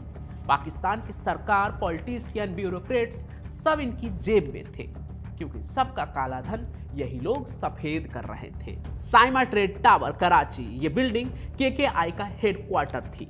यहाँ के कॉरिडोर्स में सिर्फ नोट नहीं गिने जाते थे, यहाँ मुल्कों की किस्मत लिखी जा रही थी। और यही वो जगह थी जहां क्राइम और टेरर का सबसे बड़ा गठजोड़ तैयार हो रहा था, एक नेक्सस। अब कहानी एक डार्क टर्न लेती है। पैसा कमाना एक बात है, लेकिन जब पैसा खून से रंग जाए तो पाप बन जाता है। खनानी ब्रदर्स सिर्फ बिजनेसमैन नहीं थे, पार्टीशन के दर्द उनके अंदर इंडिया के खिलाफ एक ऐसी नफरत भर दी थी जिसे पाकिस्तान की इंटेलिजेंस एजेंसी ISI ने बखूबी इस्तेमाल किया। यह एंट्री होती है अंडरवर्ल्ड डॉन दाऊद इब्राहिम की। 1993 मुंबई ब्लास्ट के बाद दाऊद कराची भाग गया। वहां उसे रहने के लिए, ऑपरेट करने के लिए प्रोटेक्शन चाहिए थी और सबसे इंपॉर्टेंट अपना पैसा घुमाने के लिए एक रिलायबल नेटवर्क चाहिए था। अल्ताफ और जावेद खनानी दाऊद के फाइनेंशियल आर्किटेक्ट बन गए। डिक्लासिफाइड US इंटेलिजेंट रिपोर्ट्स और इन्वेस्टिगेटिव जर्नलिस्ट की माने तो खनानी नेटवर्क ने लश्कर-ए-तैयबा और जैसे मोहम्मद जैसे ऑर्गेनाइजेशन को भी फंडिंग प्रोवाइड की थी। याद है 26 नवंबर 2008 यानी कि 26/11 मुंबई अटैक। हर तरफ गोलियों की आवाज, बम के धमाके, आग की लपटें, यही सब थी। चीख थी, लोग चिल्ला रहे थे। कसाब और उसके साथियों के पास जो GPS डिवाइस थे, वो VoIP फोन्स यूज हो रहे थे, वो वेपन्स खरीदे गए थे, उन सब का पैसा कहाँ से आया था? इन्वेस्टिगेशंस में ये बात साफ हुई थी कि KKI के हवाला चैनल के थ्रू पैसा घुमाया गया ताकि सीधा लिंक न मिले। KKI ने सिर्फ पैसा ट्रांसफर नहीं किया, उन्होंने इंडिया की इकोनॉमी को तोड़ने की कोशिश भी की, फेक इंडियन करेंसी नोट के जरिए। लाहौर और पेशावर की प्रिंटिंग प्रेसेस में ISI नकली भारतीय नोट छपवाती थी। ये नोट दिखने में इतने असली होते थे कि पहचानना भी मुश्किल था। आपने धुरंधर मूवी में वो सीन जरूर देखा होगा जहां इस बात को दिखाया गया है। इन नोट्स को खनानी नेटवर्क के जरिए नेपाल, बांग्लादेश और दुबई के रास्ते इंडिया में पंप किया जाता था। मकसद साफ था, इंडिया को इकोनॉमिकली डिस्टेबलाइज करना।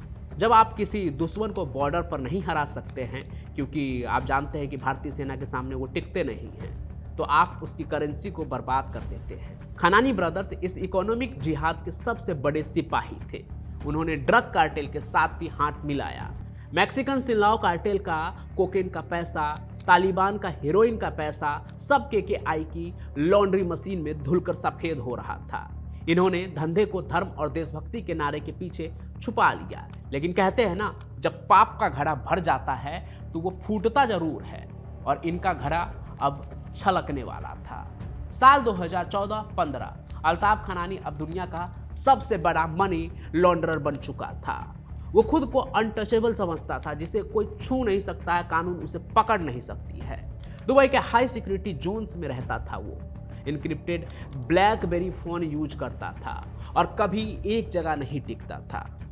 US ड्रग इन्फोर्समेंट एडमिनिस्ट्रेशन, जिसे DEA भी कहते हैं, और ऑस्ट्रेलियन फेडरल पुलिस सालों से इसके पीछे थी, लेकिन अल्ताफ घोस्ट था। उसके खिलाफ सबूत मिलना नामुमकिन था, क्योंकि हवाला का कोई पेपर ट्रेल नहीं होता है। तो एजेंसी ने सोचा, अगर हम इसे ढूंढ नहीं सकते, इसके खिलाफ कोई सबूत नहीं जुटा सकते, तो इसे हम अपने पास ही बुलाएंगे, खुद सबूत लेकर। एक प्लान बना, एक classic Hollywood style trap. DEA के एजेंट्स ने अंडरकवर बनकर अल्ताफ को कांटेक्ट किया। उन्होंने कहा कि एक बड़े ड्रग कार्टेल के रिप्रेजेंटेटिव हैं और उन्हें गंदे पैसे को सफेद करना है, ब्लैक टू व्हाइट। इसके बाद अंडरकवर एजेंट अल्ताफ से कहता है, लिसन अल्ताफ, हमारे पास मिलियंस ऑफ डॉलर्स है कोकीन के बिजनेस से, हम चाहते हैं कि तुम इसे क्लीन कर दो हमारे लिए। इस पर अल्ताफ भी जवाब देता है, don't worry, I can move anything anywhere, तुम बस कैश भेजो। ट्रस्ट बिल्ड करने के लिए एजेंट्स ने सच में $1 मिलियन कैश अल्ताफ के नेटवर्क में डाला। अल्ताफ ने मिनटों में वो पैसा दुनिया के दूसरे कोने में क्लीन करके निकाल दिया। DEA हैरान थी। इस आदमी की इफिशियंसी कमाल की थी, लेकिन अल्ताफ शातिर था। वो दुबई से बाहर निकलने को तैयार नहीं था। उसे पता था यहाँ से बाहर निकलने का मतलब मौत ही है। तो एजेंसी ने उसकी सबसे बड़ी कमजोरी पर वार किया, ग्रीड और एक्सपेंशन। उन्होंने अल्ताफ से कहा, हमारे पास बिजनेस बहुत बड़ा है, हम फोन पर बातचीत नहीं कर सकते हैं, हमें फेस टू फेस मिलना होगा। हम तुम्हें नए क्लाइंट्स देंगे, न्यू टेरिटरीज देंगे, तुम्हारा बिजनेस बहुत बड़ा हो जाएगा। मीटिंग फिक्स हुई पनामा में। सितंबर 11, 2015। अल्ताफ को लगा पनामा सेफ है। उसको लगा एक नए बिजनेस डील के लिए जा रहा है जो उसे और अमीर बना देगी। इसलिए अल्ताफ खनानी फ्लाइट लेकर पनामा लैंड करता है। वो एयरपोर्ट से बाहर निकलता है और होटल की तरफ बढ़ता है। उसके दिमाग में शायद ये चल रहा होगा कि इस डील के बाद साउथ अमेरिका का पूरा मार्केट कैप्चर कर लेगा। लेकिन इधर जब वो होटल की लॉबी में पहुंचा, यूएसडीई के वो एजेंट्स उसका इंतजार कर रहे थे, जिन्होंने अल्ताफ के वहां पहुंचते ही कहा, Altaf Khanani, you are under arrest. उसके आंखों में वो खौफ। सोचिए एक बार, वो आदमी जो $40 बिलियन का मालिक था, जो गवर्नमेंट को गिरा सकता था, वो एक पल में बेबस हो गया। इसके बाद उसको यूएस एक्सट्राडाइट किया गया। इन्वेस्टिगेशन में पता चला कि उसका नेटवर्क इतना कॉम्प्लेक्स था कि उसका पूरा मैप देखकर इन्वेस्टिगेटर्स का भी सिर घूम गया। अब यहां शायद आपने ध्यान नहीं दिया होगा, लेकिन वो 2015 में 11 सितंबर को गिरफ्तार हुआ, यानी 9/11। Just notice the irony of the date. खैर, हम कहानी में आगे बढ़ते हैं। कहानी यहाँ अभी खत्म नहीं हुई है। अल्ताफ तो पकड़ा गया, लेकिन उसका भाई जावेद अभी भी कराची में था और असली थ्रिलर तो अब कराची में शुरू होने वाला था। अल्ताफ के अरेस्ट के बाद खनानी एम्पायर डगमगा गया। यूएस ट्रेजरी ने उन्हें ट्रांजिशनल क्रिमिनल ऑर्गेनाइजेशन डिक्लेयर कर दिया। उसके अकाउंट्स फ्रीज होने लगे, लेकिन जावेद खनानी कराची में अभी भी एक्टिव था। वो पुराने करेक्शन यूज करके बिजनेस बचाने की कोशिश कर रहा था। फिर आता है नवंबर 8, 2016। इंडिया में prime minister Narendra Modi demonetisation यानी नोटबंदी का ऐलान कर देते हैं। 500 और 1000 रुपए के पुराने नोट रद्दी बन गए, जिन्हें पाकिस्तानी धड़ल्ले से छाप रहे थे। कैसे, वो मैंने आपको पिछले कहानी में डिटेल में बताया है, आप चैनल पर देख लीजिएगा। हम कहानी में आगे बढ़ते हैं। एक्सपर्ट कहते हैं कि इस डिसीजन का सबसे बड़ा असर जो है वो खनानी नेटवर्क्स पर हुआ। उनके पास करोड़ों अरबों के फेक इंडियन करेंसी नोट्स का स्टॉक पड़ा था, जो एक ही रात में बेकार हो गया। क्लाइंट्स का प्रेशर बढ़ने लगा। आईएसआई जो इन फेक नोट के जरिए ऑपरेशन चला रही थी, वो भी पैनिक में थी। जावेद के ऊपर चारों तरफ से प्रेशर था। और फिर नोटबंदी के ठीक 26 दिन बाद, दिसंबर 4, 2016, दोपहर का वक्त, अचानक सड़क पर एक जोर की आवाज आती है। लोग भागते हैं, देखते हैं कि एक शख्स बिल्डिंग के 8वीं फ्लोर से नीचे गिरा है, खून से लथपथ। वो कोई और नहीं, जावेद खनानी था, अल्ताफ खनानी का भाई। फैमिली ने तुरंत स्टेटमेंट दिया, ये एक्सीडेंट था। वो बिल्डिंग का इंस्पेक्शन कर रहे थे, पैर फिसल गया। कुछ ने कहा उन्हें इलेक्ट्रिक शॉक लगा और वो गिर गए। लेकिन सवाल ये है, एक हाई प्रोफाइल क्रिमिनल जिसके पास दुनिया भर के राज है, वो अचानक बिल्डिंग से कैसे गिर जाता है? पुलिस ने शुरुआत में कहा ये सुसाइड हो सकता है, लेकिन हैरानी की बात ये थी, जावेद की बॉडी का पोस्टमार्टम भी नहीं करवाया गया। फैमिली बॉडी को तुरंत ले गई और दफना दिया गया। क्यों? क्या जावेद खनानी वाकई में टूट चुका था? क्या बिजनेस कोलैप्स और अल्ताफ के जेल जाने का दुख इतना ज्यादा था, या फिर उसे साइलेंट कर दिया गया? किसी ने उसका मुंह बंद कर दिया।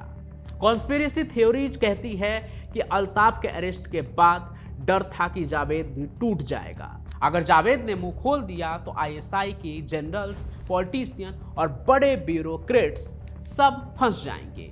फेक करेंसी का सच बाहर आ जाएगा और पाकिस्तान का चेहरा दुनिया के सामने आ जाएगा कि वो अंदर ही अंदर क्या कर रहा है। तो कहीं इसलिए तो नहीं जावेद को धक्का दे दिया गया था? साइमा ट्रेड टावर की वो बिल्डिंग आज भी वहां खड़ी है, उस राज को अपने सीने में दबाए हुए। एक भाई अमेरिका के जेल में, दूसरा कराची की मिट्टी में। खनानी एम्पायर फिजिकली तौर पर बर्बाद हो गया। आज हम 2025 के अंत में हैं। खनानी एंड कालिया इंटरनेशनल बंद हो गई। अल्ताफ खनानी ने 68 महीने जेल में काटे। कहा जाता है वो अब रिलीज हो चुका है, लेकिन कहाँ है इसका किसी को कुछ पता नहीं। शायद किसी नई आइडेंटिटी के साथ जी रहा है, या शायद रिटायर हो चुका है। लेकिन सवाल ये है कि क्या हवाला खत्म हुआ? जवाब है नहीं। आज के दौर में हवाला हाईटेक हो गया है। अब पर्ची की जगह क्रिप्टो करेंसी ने ले ली है। आज भी टेरर फाइनेंसिंग हो रही है, बस तरीके बदल गए हैं।